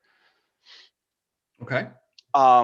It's a strength saving throw? Yes, he must beat a 14. 14 strength saving throw coming right up. Let's see what we got here. That is a 19. Well, he did not move then. You Misty step and go, and it's like, he just kind of looks back at you like, are you serious? A little help here. He just grabs like you by the back of the neck and just kind of forcefully moves you unless you want to try to resist. Oh, well, I'm going to try to resist, but it's not really going to do much, I don't think. You can make athletics or acrobatics. I'm going to go with acrobatics because it's a -1 instead of athletics, which is a -1. Okay. Well, that's 11. 11. Yeah, I rolled a total of 19. You see, he just grabs the scruff and like manhandle moves you just kind of like forcefully, like, and pushes you out. Currently, there's no one in the way of the doors, so you see one of them press the button and they begin to close. Is anyone else doing anything? Oh. What are you doing? No, I was trying to get in with Doxa. Like if I saw the rest of all the people I was looking for, tried to get into the elevator. Okay, yeah. You gonna try to just like push through? Yeah. Okay, yeah. Make an athletics check. Oof, geez, I am rolling really well. Things we never want to hear. 19. 19. Well, I rolled a natural 18 and a natural 20 for the two that are in the front, bringing it to a 20 and a 22. So you try to push through and they just kind of grab your shoulders one each and just push you back. And the doors again continue to begin to close again. And you hear the red skin thing, step back. Is my foot anywhere near it? Like, can I put something? You got pushed, but like Zin and Modi. Oh, let me see what Modi's got going on. He might be. Oh, I just saw a light bulb light. Yeah. What? Whoa, buddy. Sorry, I got real excited. Yeah, there was a lot going on there. Hey, leave my friend alone. And he will step up and he'll look at the two of you, and he will just I will have to have some of you make insight checks, but he will kind of meet eyes with all of you real quickly and close his eyes. I need everyone to make an insight check. Wait, me too? My passive is 18, but okay. Wait, even me? Yeah, us too. Oh yeah, even you, everyone. Oh.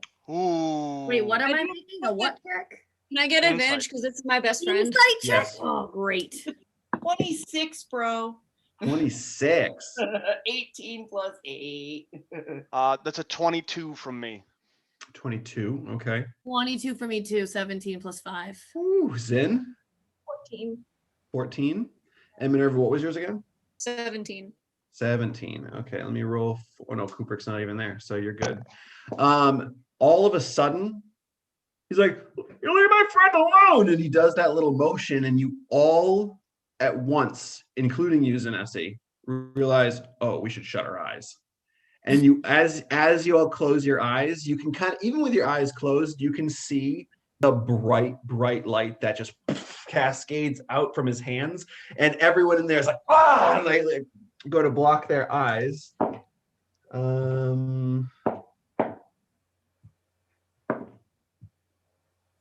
The only one that seems to be quick enough to kind of block and then wins back is that red-skinned creature, but the other four all kind of like wince and block their eyes.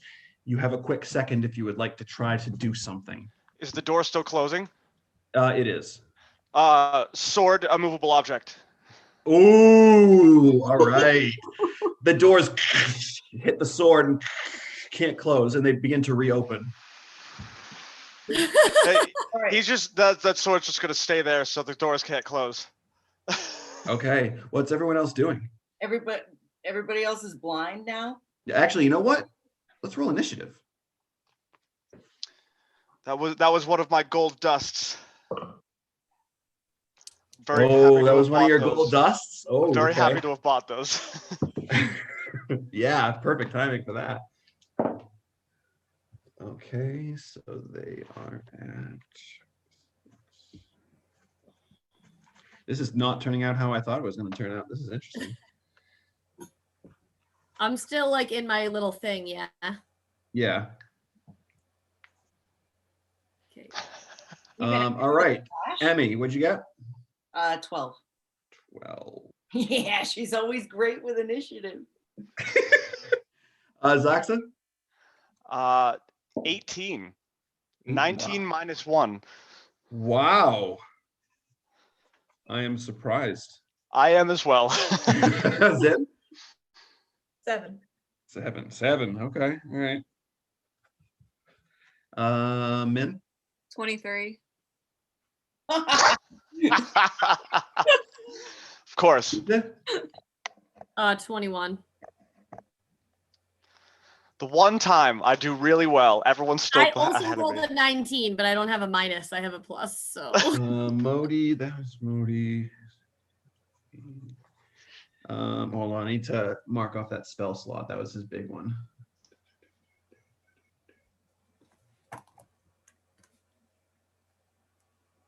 Yeah, he cast one of his 2 spells. So I think that's everyone, right? Did I miss anyone? Modi. Oh, I have one more that you guys don't know about. Great. Thanks for letting us know. Right now we know. And the other one you don't know about. Now we know about that one too. Well, we can stop with that now, though. Yeah. He's like, Well, that's a good point. All right. The one you don't know about. So as that happens, geez, what is this guy gonna do? He goes first. Let's see. Wow. This guy rolled great on initiative.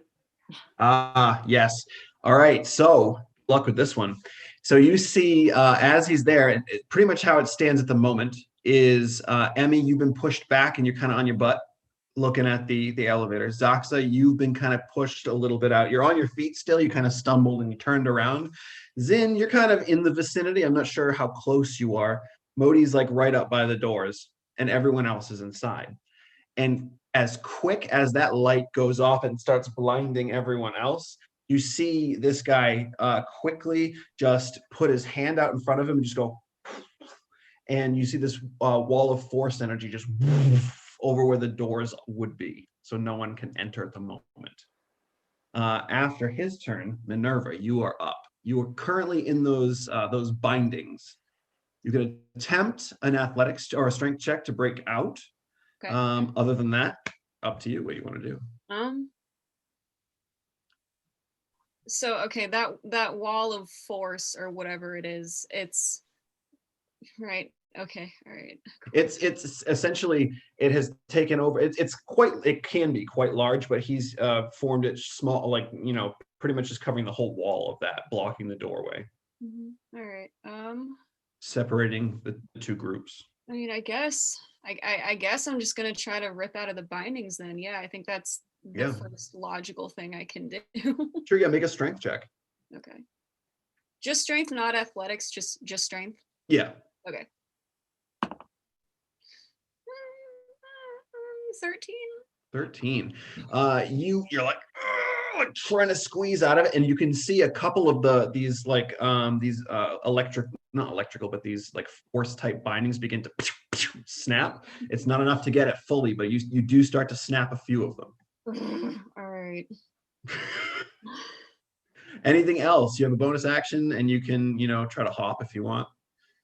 I mean, yeah, but there's a force wall right there, though. Yeah, there's 3 Gith Zerai monks, this red-skinned creature, and Tita all in the elevator with you.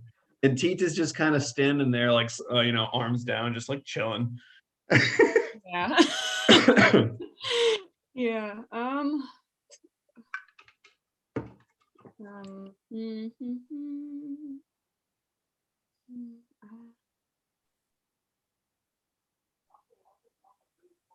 I can't even because I want to test the wall, but I don't want to just smack into it because that's dumb. Oh, the force wall? Yeah. It's up to you. No, I mean, no, not with a bonus action. I don't think I could do. All right. So that's your turn.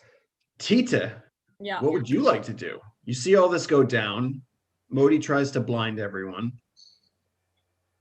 Minerva's hopping around trying to break free of her bondage. I feel like not a whole lot of anything. Because we're stuck in there, and this force wall that's kind of in front of where the doors are, it's shimmery, but it's mostly translucent. You can see through it for the most part. It's slightly distorted, but you can see everyone else on the other side as well. No, I feel like he's not going to do anything. Okay, he's going to stand there. Zaxa, your turn. Zaxa doesn't like this force wall. Zaxa's going to cast Dispel Magic on that force wall. All right. What level are you casting it? He's only got 3rd level, so that's what's gonna have to be. 3rd level cast. I need you to roll a d20 and add your intelligence modifier. I will do that, and I will probably fail. Ooh, yeah, that's a total of 8. 8. So you get that you focus your magic and you try to bust down this wall. And as you see this energy to try to cancel it hit the wall, it just bounces off. Seemingly, this spell is a little more powerful than what you're used to, and it may be more difficult than expected to bust down. Fantastic. Anything else you would like to do, Zaxa?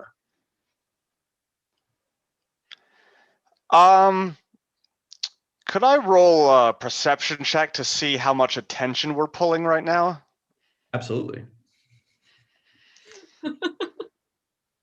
Ooh, okay. That's better than I expected it to be. That's a not natural 20. Not natural, dirty 20. I love it. You've got a lot of those lately.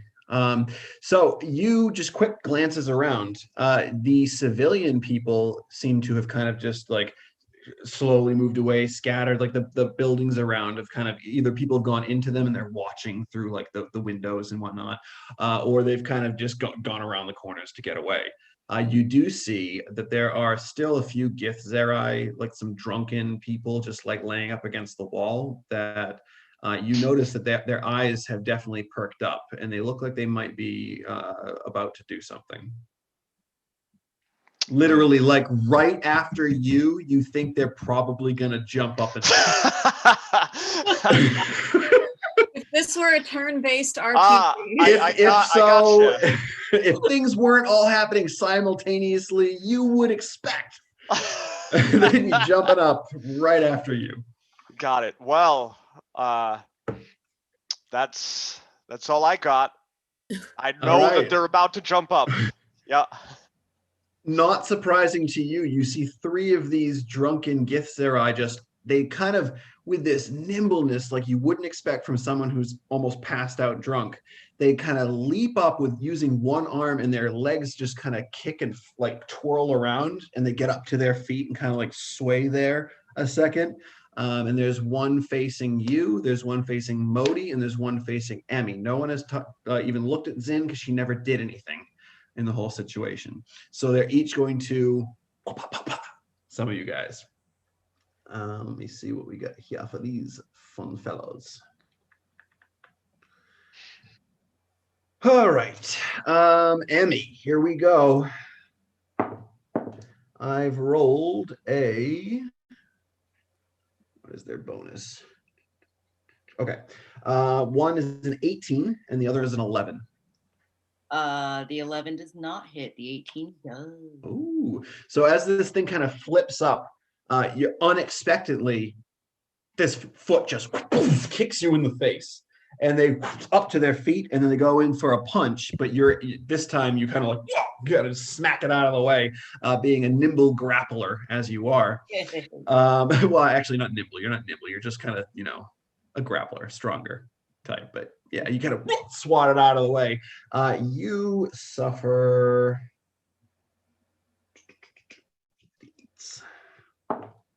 Oh, max damage. 10 points of bludgeoning damage. And your head just all of a sudden just rings out in severe pain. Oh my God, I just rolled max damage on that as well. Stop it. 16 points of psychic damage. What's that? 16? That kick hits you in the head and you just reel for a second. Your vision's like, oh, and then that pain just racks your brain and you almost keel over. Uh-oh.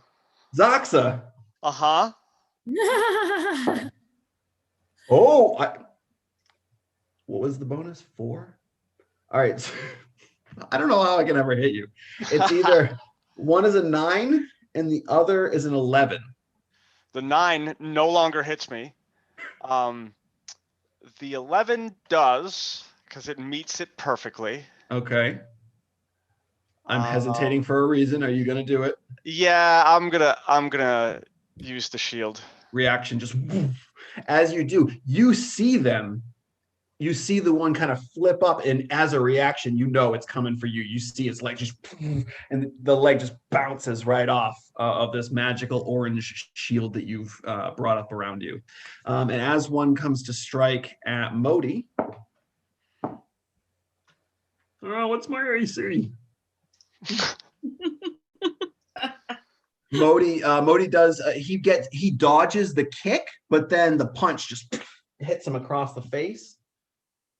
Let's see, so it's going to be I've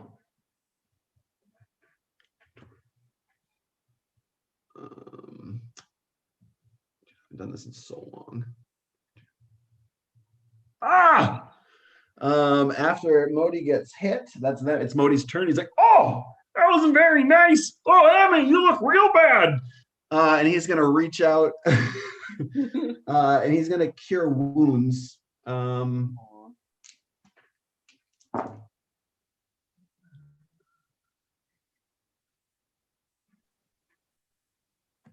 17 healing you receive. Dang. Kick their asses, Emmy. From the elevator, Minerva is hurling a slew of foul words at the one that hit Modi. You can not clear as day, obviously, because it's kind of in front of your face, but you can definitely see all the action happening around Zox's sweet shield. And I'm the best fighter we got.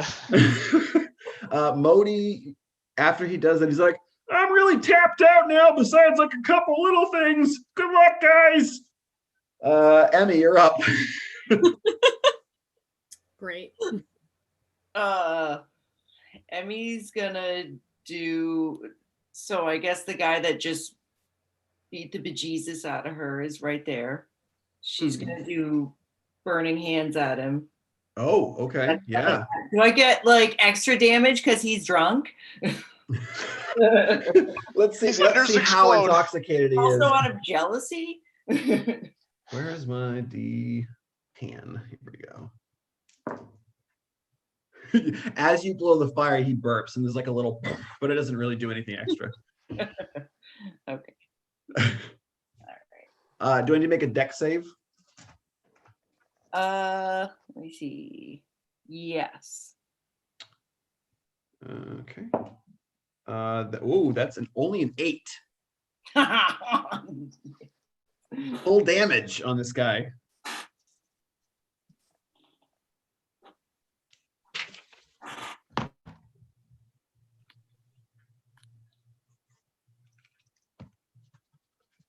Okay, 14.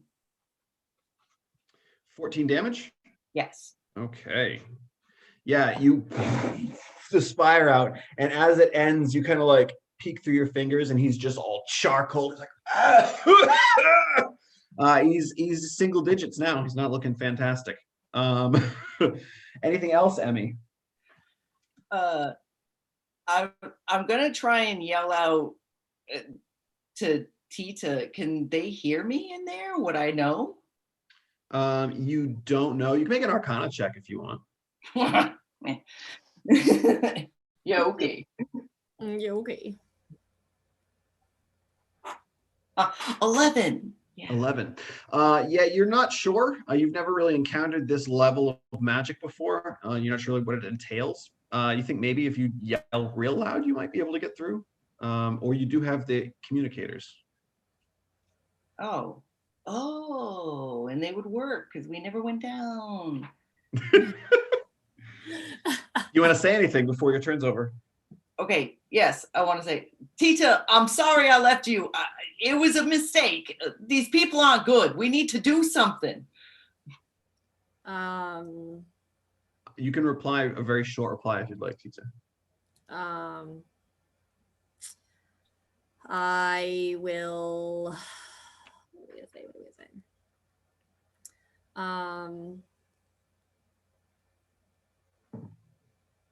I don't even know, God, what he would say back. You can say nothing. You can just stay there like docile. No, yep, he's not gonna say anything. Okay. After Emmy, Zoxa, Emmy, Zin, and Modi, you all begin to hear heavy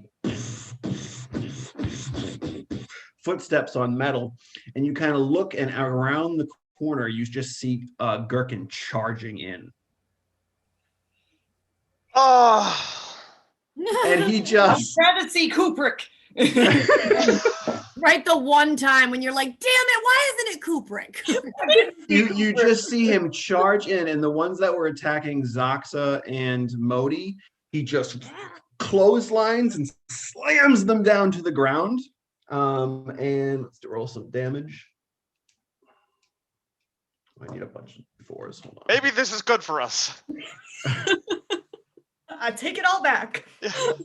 Well, you know, when you say everything's fine, and wasn't you actually should know what that fine. means by now. No, yeah. All right, so the first one receives 14. Same amount of damage as Emmy, and then the other one.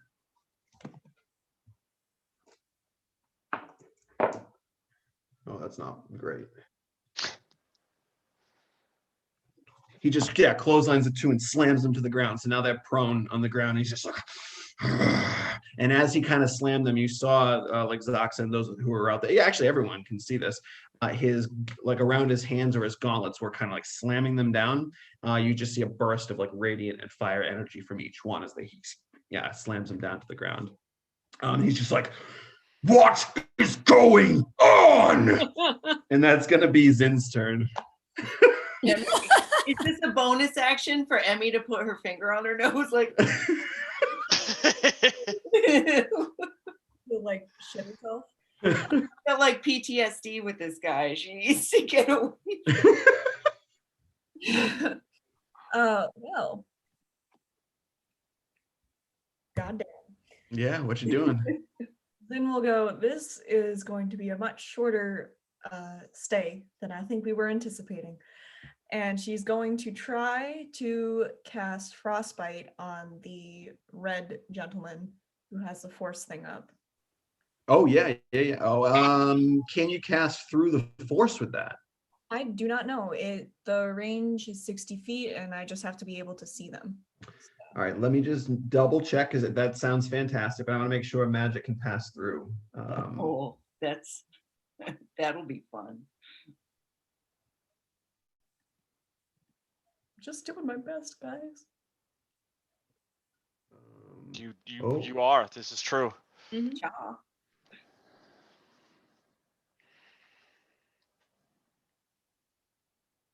Oh.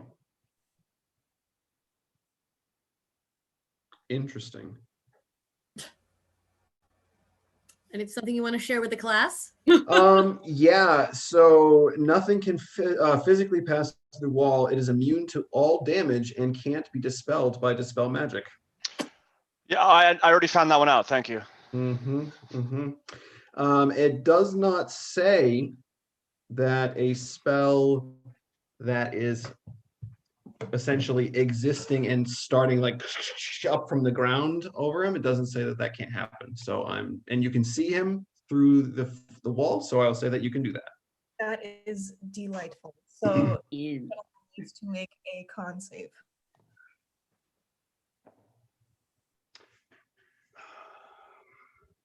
Going to use his legendary resistance to succeed. Well, he's a turd. So and you just feel like it doesn't do any damage, but as you attempt that spell against him, you can almost feel this pressure in your head, kind of like forcing you to kind of bring your head down, and just kind of, you know, you can feel this immense power this creature can hold. But that is going to bring us anything else actually, Zin? You a bonus action or movement at all? The guy who was attacking you just got, you know, pretty much body slammed to the ground. So, oh no, there was no one attacking you. Sorry, there's no one attacking you. Yeah, so you're good. I'm just gonna use my communicator and go to Min, because it doesn't look like Tita's doing much, and be like, "What? Are you okay? What's happening?" Quick response if you'd like, Minerva. And then it's the other Gith's turn that's in there. I mean, I'm not hurt yet. I'll be fine. Okay. Yeah. Now the four Gith Zerai that are inside the elevator with you, they don't really do too much. There's not much they can do. They two of them just really put all their focus and strength into holding you in place so you can't move, Minerva. And the other two are just standing ready for that wall to go down so they can charge out and assist. And that's going to bring us to... actually, you know what? One of them is going to hit the button and the doors begin to close. That's going to bring us now to back to the top of the round. Even with is the sword still in there? Oh, that's right. The sword is still there, so that it cannot close. That is correct. Thank you for reminding me. Okay, so the red-skinned creature, he...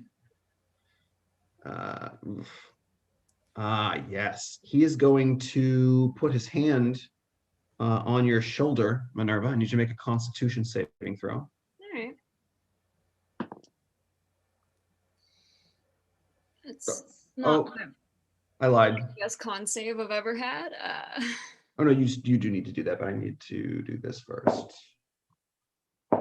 Yeah, okay. Easy enough. Go ahead, sorry. Yeah, not my best con save ever. That's an 11. Okay. That is a failure. And you currently, when you make a weapon attack currently, it only deals half damage. Any attacks that you use strength, a half damage. And your whole body feels withered and weak. You feel like you may have disadvantage on any strength-based attempts going forward. Is this a necrotic thing or is that something else? It's not. You're not taking any damage. Okay. It is the school of necromancy, but it is not necrotic. It's not. It is kind of. It's like a necrotic energy, but it's not damage. Okay. All right. Because like she is resistant to necrotic damage, but I guess if this isn't damage, then. But yeah, no, it's not damage. It's more of an effect over your body. It's like you get extremely sickened. It's a ray of enfeeblement. So your body just becomes enfeebled and you feel weak and sickly and you can't. It's going to be harder to try to break free from the bindings. All right. After their turn, it is your turn, Minerva. All right. So I'm just gonna the red dude seems to be the one in charge and whatnot. So I guess I'm just gonna I'll just say to him,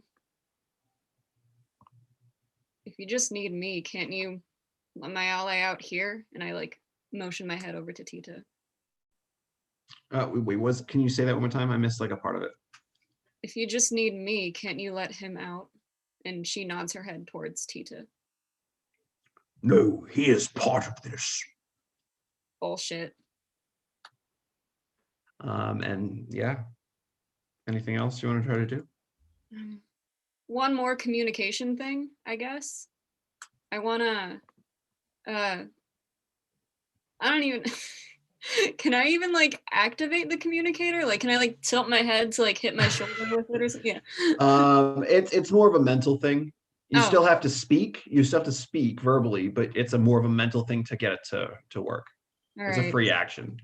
Okay, so I'm just gonna patch that through to Zoxa then, and she's just gonna say, I was on my way back, if that means anything.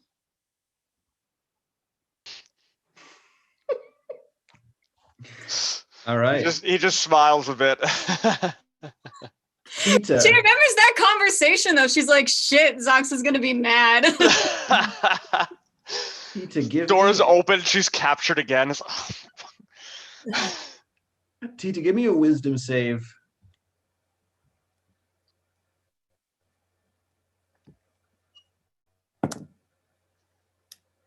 Uh, 16 to 18. I think that's exactly what I rolled the last time. Yeah.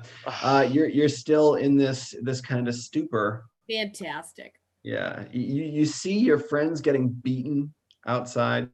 Though Gherkin came over and kind of slammed him down. Excuse me, who's getting beaten? You see Minerva looks very weak and sickly at this point, struggling to try to break free of her bindings. But yeah, you just kind of sit there waiting for any type of command from this creature. After Tita, Zaxa, what are you doing? That was just attempting to assail you just got taken down by Gherkin, who just came barrel-assing around the corner. Yeah, I no longer feel upset about one situation or the situation of the guys behind me trying to kick me, I guess, whatever. I want to focus on this force wall. But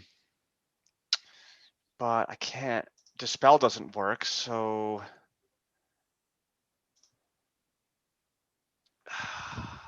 I don't want to use that. No, I'm doing it. I'm gonna Misty Step inside if I can. Oh shoot! All right. At the moment, there's a space that is kind of next to Tita in one of those monk-like Zerai, and then there's a space on the opposite side right next to the two Zerai that are holding Minerva in place, kind of behind them.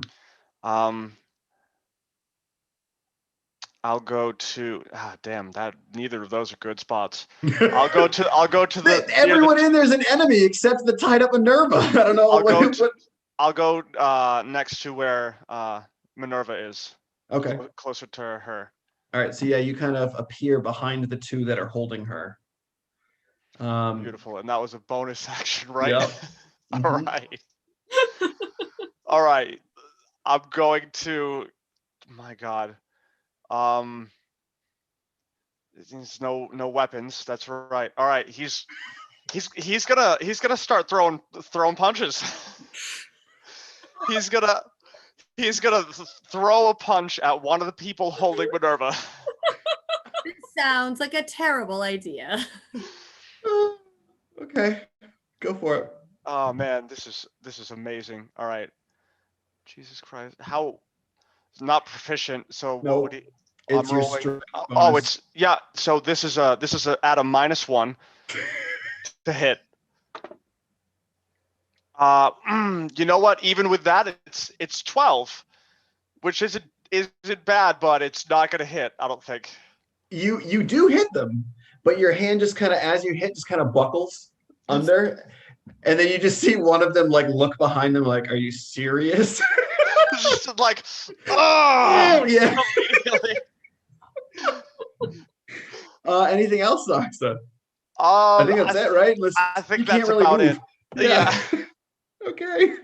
The Zerai that are outside, the two that are down on the ground, like at Gherkin's feet, one is going to try to like spin and try to like knock his legs out from under him, but he's massively large. So let's see, disadvantage roll.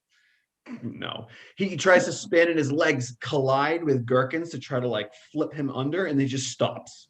The tree trunk like leg that he has. The other one is going to do one of those things where they get on their back and they just flip themselves back onto their feet, and he's going to attempt 2 punches against Gherkin. Okay, what's Gherkin's AC?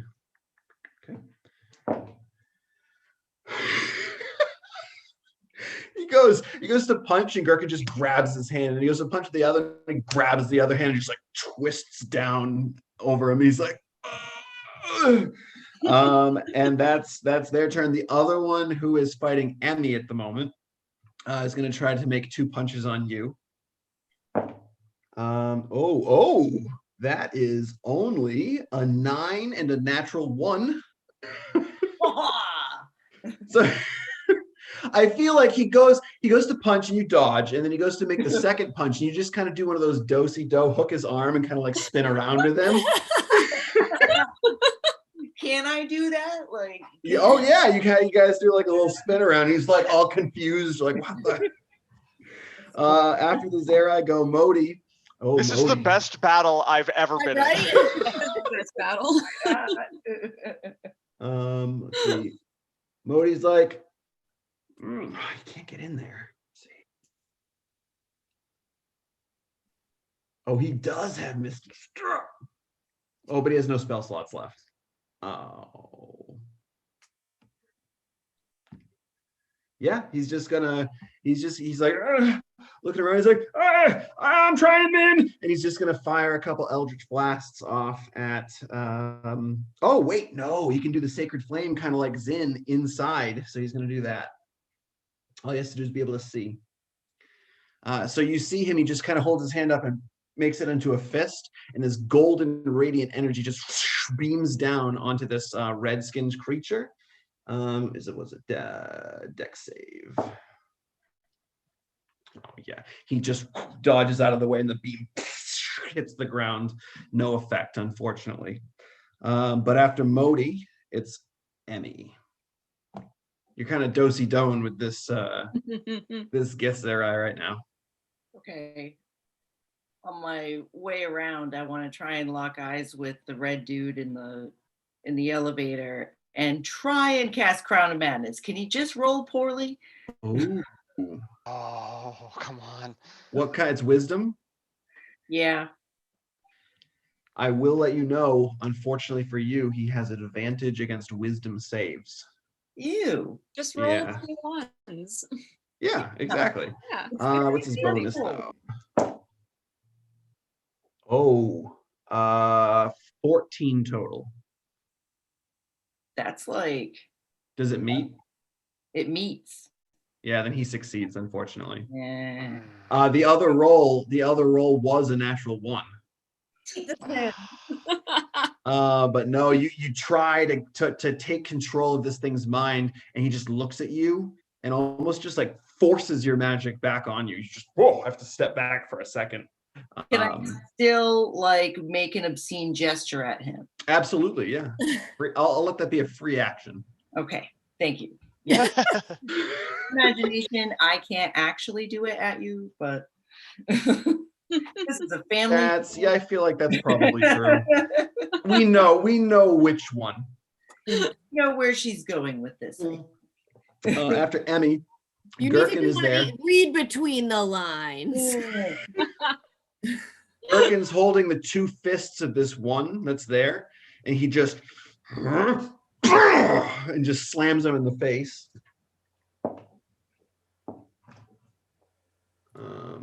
And even though he did not use his gauntlets, you still see that fire and radiant energy burst from his head as he did that. And ooh, that's some good damage. Yeah. That one, he just slams him in the head, and as he kind of pulls away, you look at the Gith Zerai, and his head, the forehead is just caved in. And he just slumps to the ground, completely not moving. Gherkin then looks down to the one that tried to kick him. He grabs it. Well, he's going to try. Let's see. He tries to, and the guy kicks his arm out of the way. It's like, and then he's actually going to spend a key point to make 2 more because he's so pissed off at this guy, and he's just going to try to pummel into him. One's a hit, one's a miss. Gherkin saving the day over here. Let's see.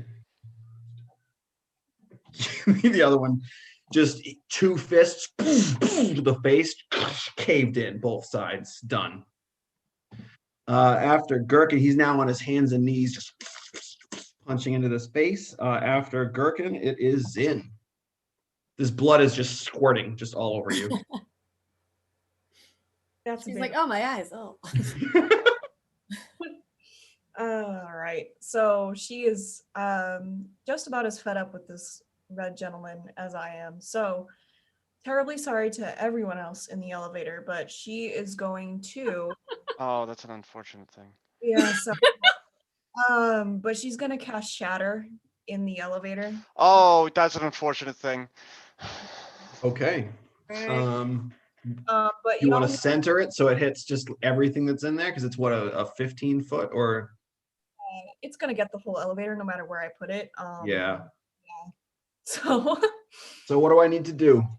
You need to make a con save. All right, Tita, Minerva, and Zoxa, Constitution saves. Is this a disadvantage for me? Yeah, what is this? No, it would, because it's not like you're trying to dodge from it, or like you're also not trying to withstand like a wind blowing you away. Your strength and dexterity are being used. It's your constitution that doesn't really change for you. What is this against? What is about to happen? So you have to beat a 13. Danger is about to happen. That's what's about to happen. So I have 2 successes and 2 failures on the Githzerai inside, and then the red guy. This is a con save. Natural 20. I hate this man. Oh, ew. So yeah, you what did you get, Zoxa? That's an 11, so I fail. Yep. Tita? 7, fail. Minerva? 18. Oh, Minerva succeeds.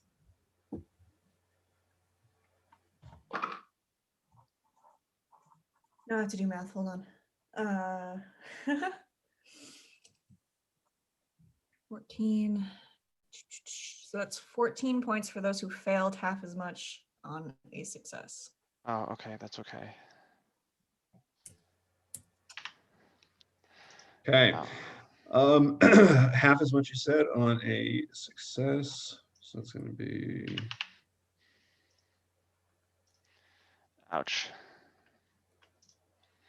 Yeah. So pretty much, essentially with that one, the people who fail get thrown back too, right?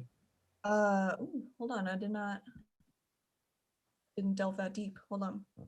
Or maybe I could be wrong, because that might be something different. I don't know if that's shatter. I think that's with Thunder Wave. Yes, you are correct. Yeah. Thank you. Yep. We'll move on. I'm wrong. So next, anything else? Then you have, I believe, your bonus action. She's just gonna use her earpiece and be like, "Sorry."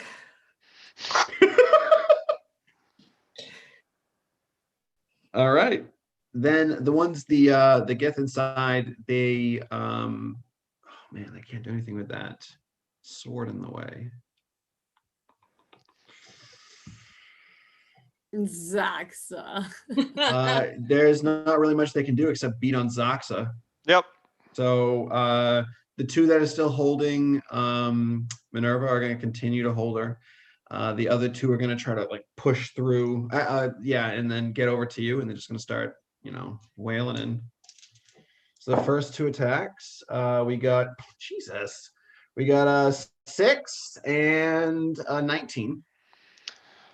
Oh, 19. Oh, Jesus. Yeah. So you will be suffering 6 points of bludgeoning damage, and lucky for you, I rolled minimum on the psychic. You get 2 points of psychic damage. Wow. Cool. Okay, roll those other 2 and see if you hit, because if you do, I'm down. You still have shields, right? Can't block that stuff? Not a 19.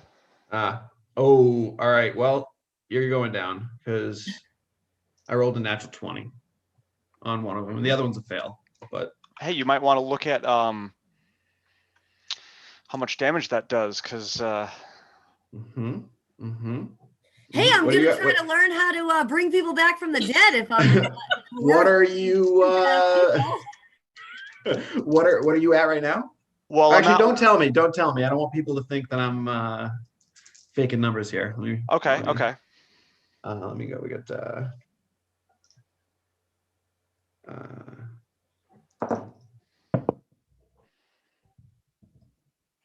32 points.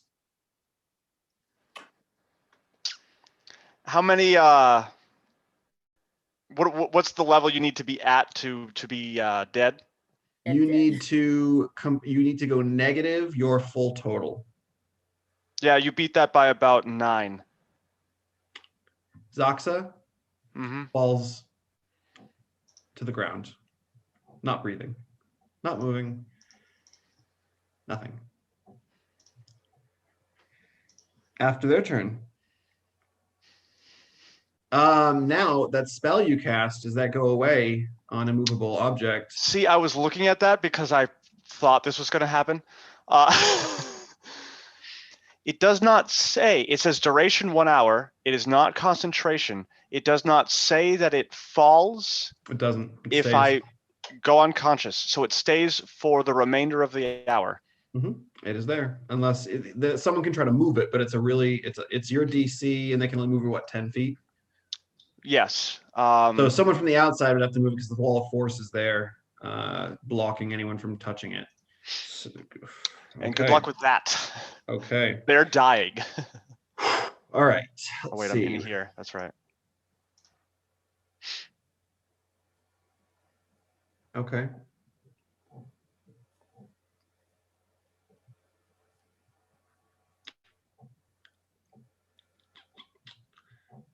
Yeah, I don't know what I want to do right now. Oh, sorry, Zoxa. This is what he would do. I mean, I'm already dead. I know, but it could be a permanent death. That's what happens.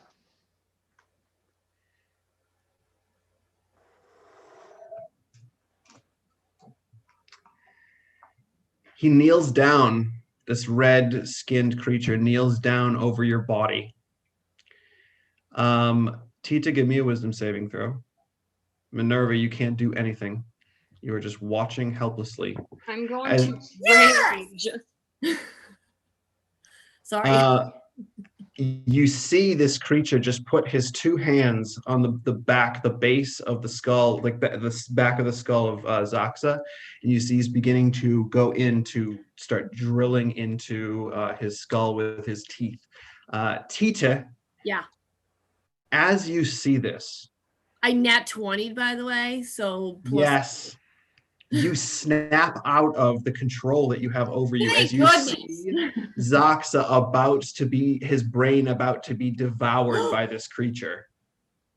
What would you like to do as a I will give you a reaction right now. Oh my God, what can I do? What can I even do? I don't know. What can you do? How close? I know we're in the lift thing, but like how? You were standing right next to this guy. He's kind of to your right, and he kind of just knelt down over Zox's dead body, and he's about to just drill into his head. What can I do? What can I do? I can't like strike at him or do anything, can I? You can do whatever you want. You have your free will back. Can I try to attack him? Yeah, absolutely. Of course you can. Yeah. He's not even paying attention to you right now. He's like knelt down. You'd have advantage on the attacks. He's knelt down over the dead body. Okay, then I want to try to pickaxe him. Okay. Yeah. All right. Yeah. Because you have been just sitting. This is what I'm going to do. To be fair, because you've just been sitting there doing nothing the entire time, I'm going to put you in initiative order here. This is your new initiative order, and you can take your full turn. Oh, because I didn't do anything ever before. Yeah. Yes, you just literally stood there. So reacting to this, you just go into whatever you want to do. You just do it. Okay. Yeah. Yeah, I feel like that's what I'm gonna do. Okay. All right. Do I have advantage because he's crouched or no? You do have advantage. And I will say, to be a nice, benevolent DM, remember your abilities. What?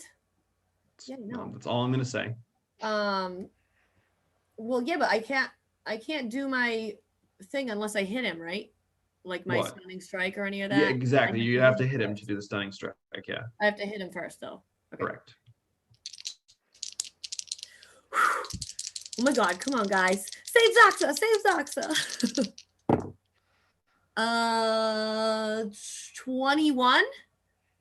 21. That hits. Yes. All right. So can I use my key thing to freeze him? Well, first roll damage. Okay. But then yes, you most certainly can. I need to make a Constitution saving throw. Yes. And I rolled a 6. 8 damage. It's not a lot, but it's still mad. Well, 8 damage. Yeah, you just kind of slam him in the side of the head. Oh, you said you're using your pickaxe? Yeah. Yeah, you just come down with the pointed part just right into his back. Sweet. Okay, so then I can use my key point thing to stun. I already rolled for the stunning strike. I rolled a 17 total. No, but I mean, I have to use a key, right? Correct. Yeah. So that was your first attack, and you used a key point. You have another attack, and then you also can use a key point to make a flurry of blows if you want. And you, like I mentioned before, you can continuously attempt stunning strikes. Yeah, I'm gonna do that. All right, so I'm just gonna second attack him then. Okay. Is it still at advantage or no? It is, yeah, because he's still prone on the ground. 16, 5, 21 again. That hits. Yes. Roll damage. 4, 6. 6 points. All right. Yep. I will try to stun him again, I guess. Okay. I'll use another key. This time, as you hit him with the pickaxe, you must have hit some nerve in his spine, because as you hit, he's like,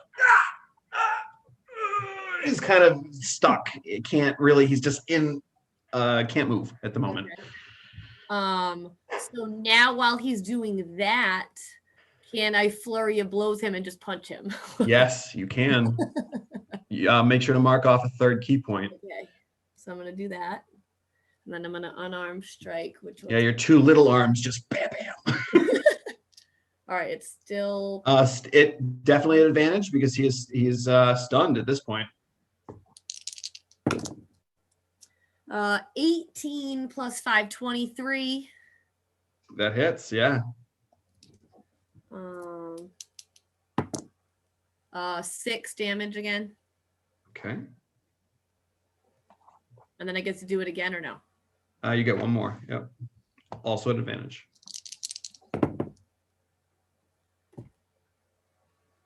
14.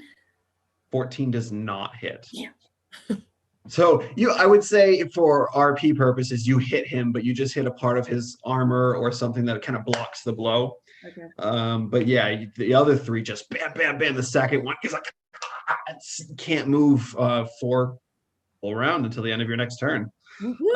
So after Tita, that brings us to wait, Minerva. can I quickly just say something brief? Yeah, absolutely. I'm gonna just look to Minerva and be like, sorry, I couldn't help it. Like, about taking her, because like that obviously I wasn't gonna take her. Like, yeah. All right, Minerva, it's your turn now. I'm not being held anymore, am I? You are. There's still those 2 guys holding you. It's not the red leathery skinned creature with the little nubs in front of his like razor mouth. He was not the one holding you. It's 2 of the Gith Pirate. All right. How close is leathery guy to me? He is well, it's you're kind of at the front of this lift area, and then you have the 2 soldiery people behind you holding you, and then he's where Zaxa was, kind of right behind them. So you have these 2 guys between you and Zaxa and this red-skinned creature. All right. Well, I guess in response to Zaxa, I mean, I know the elevator's small, but there's probably nowhere he can even go. But she's just like, yeah, well, I'm sorry about this. Step back. And she's going to like shake her mask off.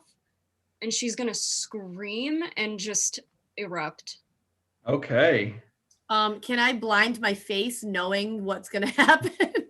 Make an insight check. +5,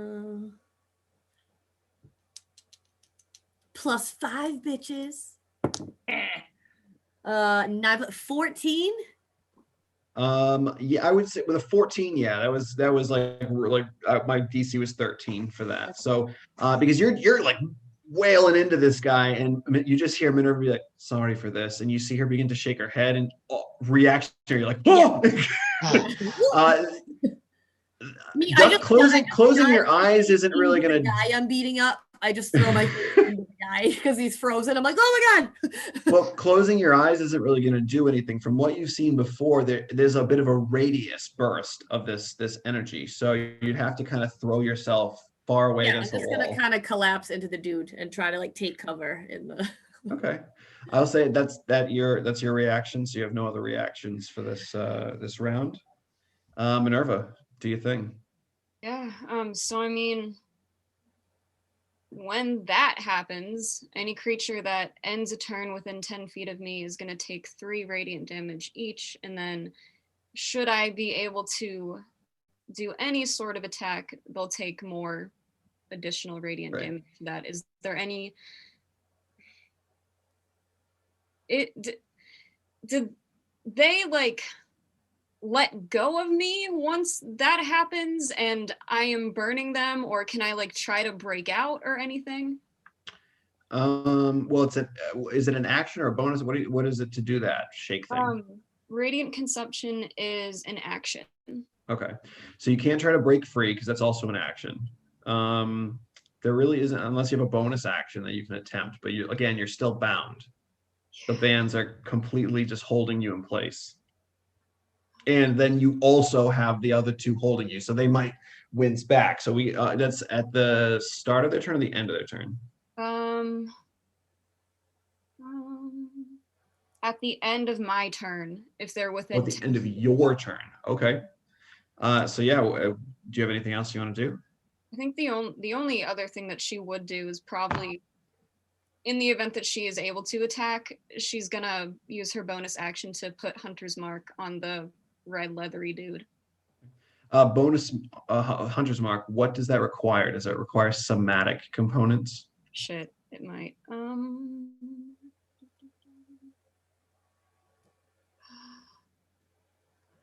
If it's just verbal, yeah, it's just verbal. Then that's perfectly fine. You can do that. So who are you check marking? The red leathery guy. Yeah, you kind of like crane your neck so you can just barely see him. So you get that visual, and you could give him a little check mark while you're wrapped up. And now it's the end of your turn. So anyone in there, as Tita dodges out of the way. Oh, I was gonna say, do I take any? Like, do I have to roll to like make sure that I do anything? Well, Minerva's gonna tell us. Mm-hmm. Oh, what? You said it was what kind of save do we have to do? With radiant consumption? Yes. You don't. You just take the damage. Just take the damage. So Tita, why don't we do a dexterity save? Okay. And it'll go against Minerva's DC, her regular spell DC, which I think is 14. If you can succeed, you will take half damage instead of full. 19 plus 5, 20. Yeah, only half for you. Well, you said it was what, 3? So do you want to take 1 or 2? Half would be 1. Okay. So they all take 3, Minerva? Everyone else in there? Yeah. And then before my turn ends, I wanna look at the red guy who is stunned, who I've just marked as my quarry. Yeah. And who is witnessing me just erupt in this bright light. My eyes are glowing, my mouth glows as I speak, and I'm gonna look at him and I'm gonna say, if you do anything to his body, you will know my wrath for the rest of your life. We'll make an intimidation check.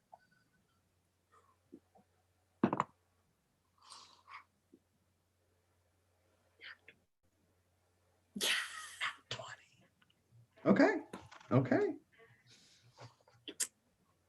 I will write some things down here. Okay. Interesting.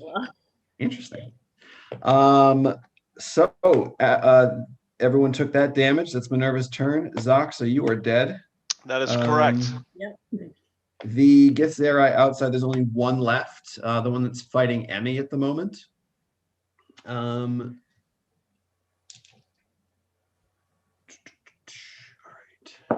2 attacks, Emmy. That's a 13 and an 18. Both are hitting. All right, here we go. So for the first one, oh my God, I'm rolling so high against you. Stop it. 10 points of bludgeoning damage and 10 points of psychic damage. So 20 points in total for the first hit. Damn. How you looking? Still up? I'm up, but I'm hurt. All right, here's the second one. Oh my God. 9 more points of bludgeoning and 10 more psychic as you're just to the sides of the head.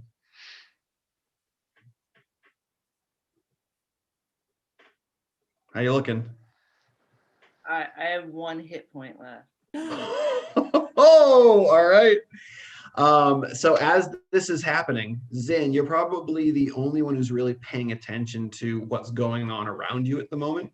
You begin to see a few of the crimson-colored emblemed Gith Zerai beginning to run from the heading toward you on the left-hand side. So Emmy would be the closest to them as they're rounding the corner. They're probably 60, 70 feet away at the moment, and they seem to be heading your way. There's 3 of them.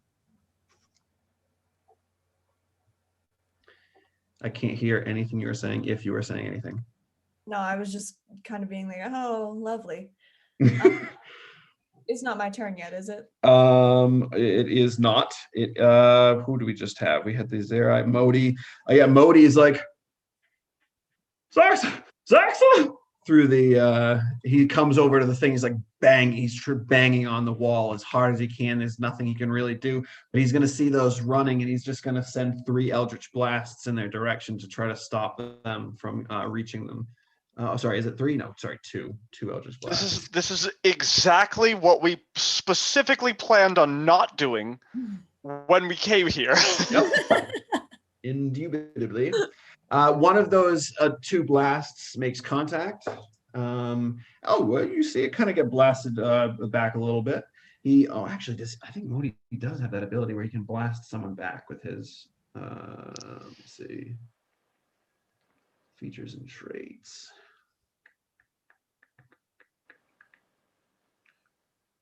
Yeah, so one of them, he hits, as they're all charging forward, one of them just goes, and gets blasted back 10 feet.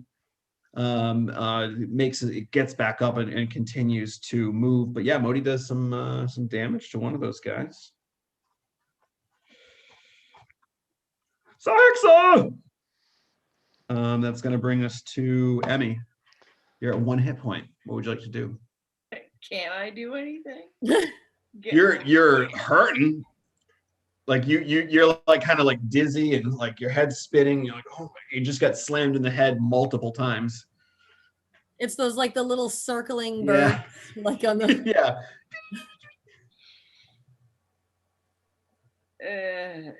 Ew. I don't know. I guess the only thing she can try and do right now is just try and punch the guy in front of her. All right. I want to check one thing real quick, because if this wall of force is that concentration, it is. Oh, let me make some saves. See if that wall of force is still up. That's different. I should have done these like last round. He saves on all of them but 1, so the wall falls. Right, Emmy, as your turn comes up. Actually, it would be before, yeah, but Modi has nothing. So the wall would fall, and Modi might try to like wiggle his way through, but that creature's still there. So yeah, I feel like he's just standing at the doorway. The sword is holding the elevator, the lift doors open still. He kind of ducks underneath and runs over, and now you can go. Sorry. Yeah, you get those 3 incoming. Zerai. There's 1 that is still fighting with you, and then yeah, you get there's the 4 still in the elevator, which 2 of those look really badly injured. I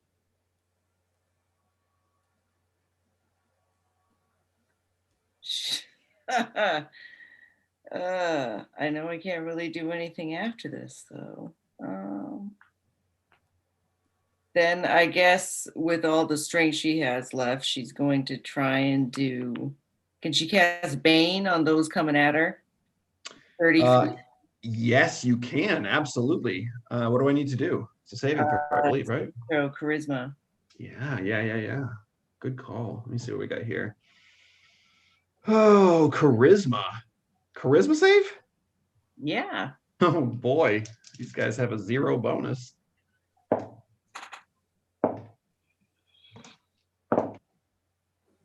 The highest is an 11 of the three of them. Okay, they all fail. So what happens? They make an attack roll or a saving throw before the spell ends. Target must roll a d4 and subtract the number of. So the next move that they make, they have to roll a d4 and subtract that from their roll. I believe it's as long as the spell's up. So as long as you can concentrate on it, anything that they're doing, essentially, they have to minus a d4. Yeah, up to 1 minute. Nice. All right. Very good. So you have that concentration. Remember that. If you get hit, you have to roll a concentration roll, which if you get hit, you're going down. So it won't matter. It's gone. Yeah, So, all right, perfect. So yeah, they are still a decent distance away. After Emmy, Gherkin's like, What did you all do? and he like kind of storms over to where the sword is, and he's going to grab it to try to like pull it out of the way so he can get in there.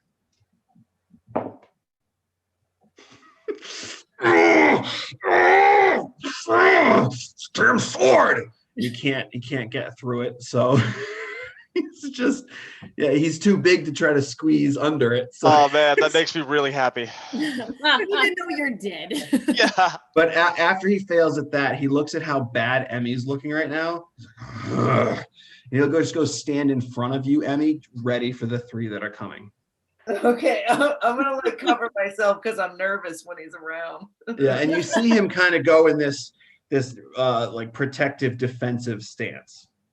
So Zin, you're up next. What do you do? So if I were to cast Scorching Ray to hit this red leathery dude, Mm-hmm. would it catch the entire lift on fire? Give me a perception check.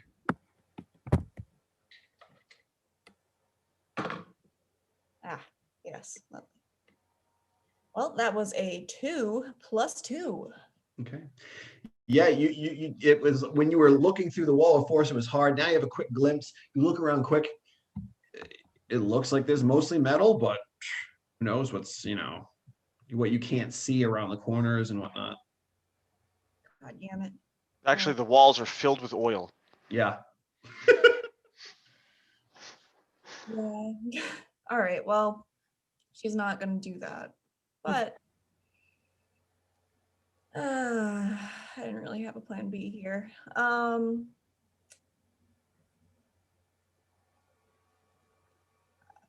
I guess she'll just reach down to Emmy if she's close. If not, she'll roll up to Emmy and do healing hands and give her 6 hit points. Not much, but Okay. Emmy, 6 hit points. You got it. All right. Zin, anything else? nope. Okay. The Gith inside the elevator. They see the immediate situation and how it's looking. And I think what they're going to do, so we have the red guy is stunned. They just saw the two of them that aren't holding Minerva are actually, one of them is going to continue to hold Minerva and the other one's going to whip around toward Tita. So 3 of them are just going to start unloading into Tita. Great, thanks. Although I did just like attack that dude, so. Yeah, exactly. It's also what they did to me. Yeah. First 2 attacks. Oh, sorry, Tita. What? Another natural 20. Come on, man. This could be bad.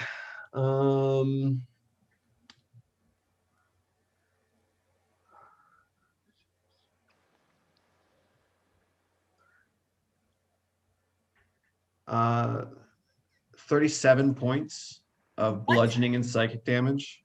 Yep. The next 2 go.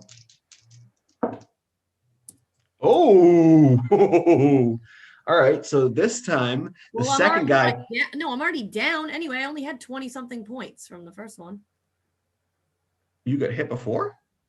Yeah. Oh, okay. Well, you go down. In going to swing at you, Tita, one of them does end up hitting its own ally.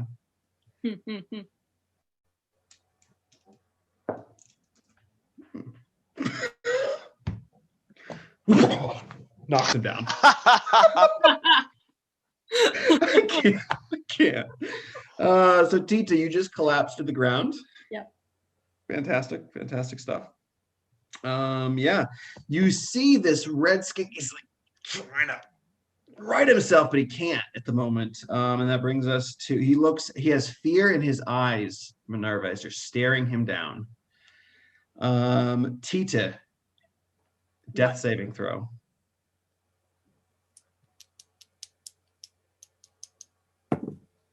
Wait, where do I put that? Well, what'd you roll? I'm rolling a 20, right? Yeah, what'd you roll? A 13. Okay, so that's one success. So that's going to be, I believe it's at the top of your sheet. Oh, yeah. I know. It just looked like I couldn't do anything with it. Oh, I see. Okay. So it's one success? Yeah. Yep. Like I just mark off one success, like I exit. Correct. Yep. After Tita, Minerva, you are bound. There's only one guy holding you in place, but you're still bound by these things. You're enfeebled. Oh, is that concentration? Oh boy, I may have overstepped my bounds with this creature. Just double check that.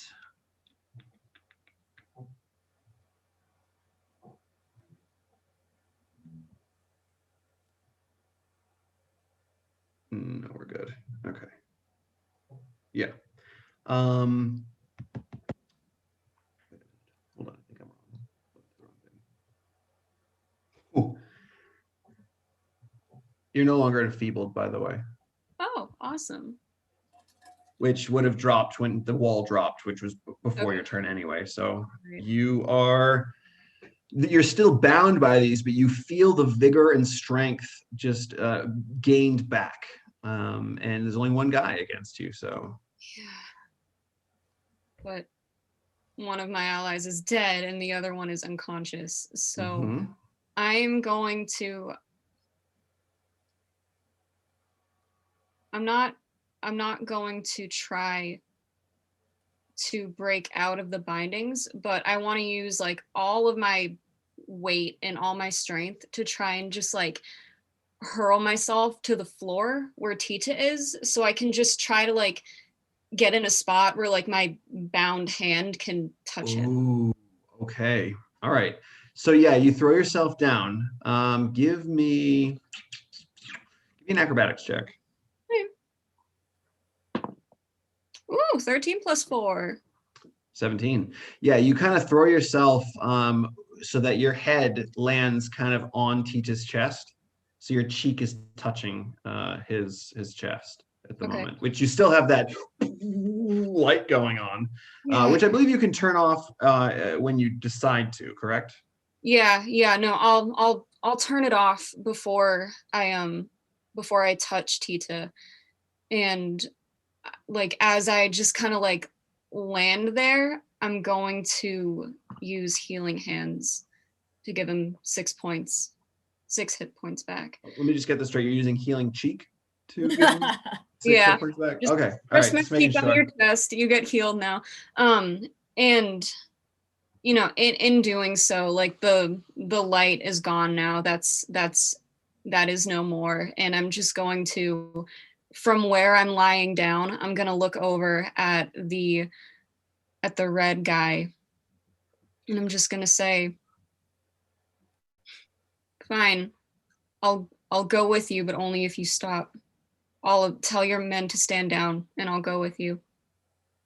As you lay there laying on Tita's chest, you can see Zoxa dead, sprawled out on the ground, and you. Sorry? Is it, so am I not dead now? You're not. You just gained 6 hit points. You see Gherkin kind of holding his own, but more and more Zerai are beginning to come in from all directions. Zin and Modi look very nervous around. Emmy looks like she's in real rough shape, just as bad as Tita. And looking at how bad the situation is, you say that to this red-skinned creature as he begins to regain his movement. And that's where we're going to end for the evening. We'll see what happens next time. Whew. So we currently have a dead Zoxa, and it has been 3 rounds since he died. So we have 7 to revive him. All right. Well, everyone, I know it was funny in the beginning, but then real serious and tough at the end. Yeah. So we will see how this plays out next week. So thanks for sticking with us. Man. Have a great night.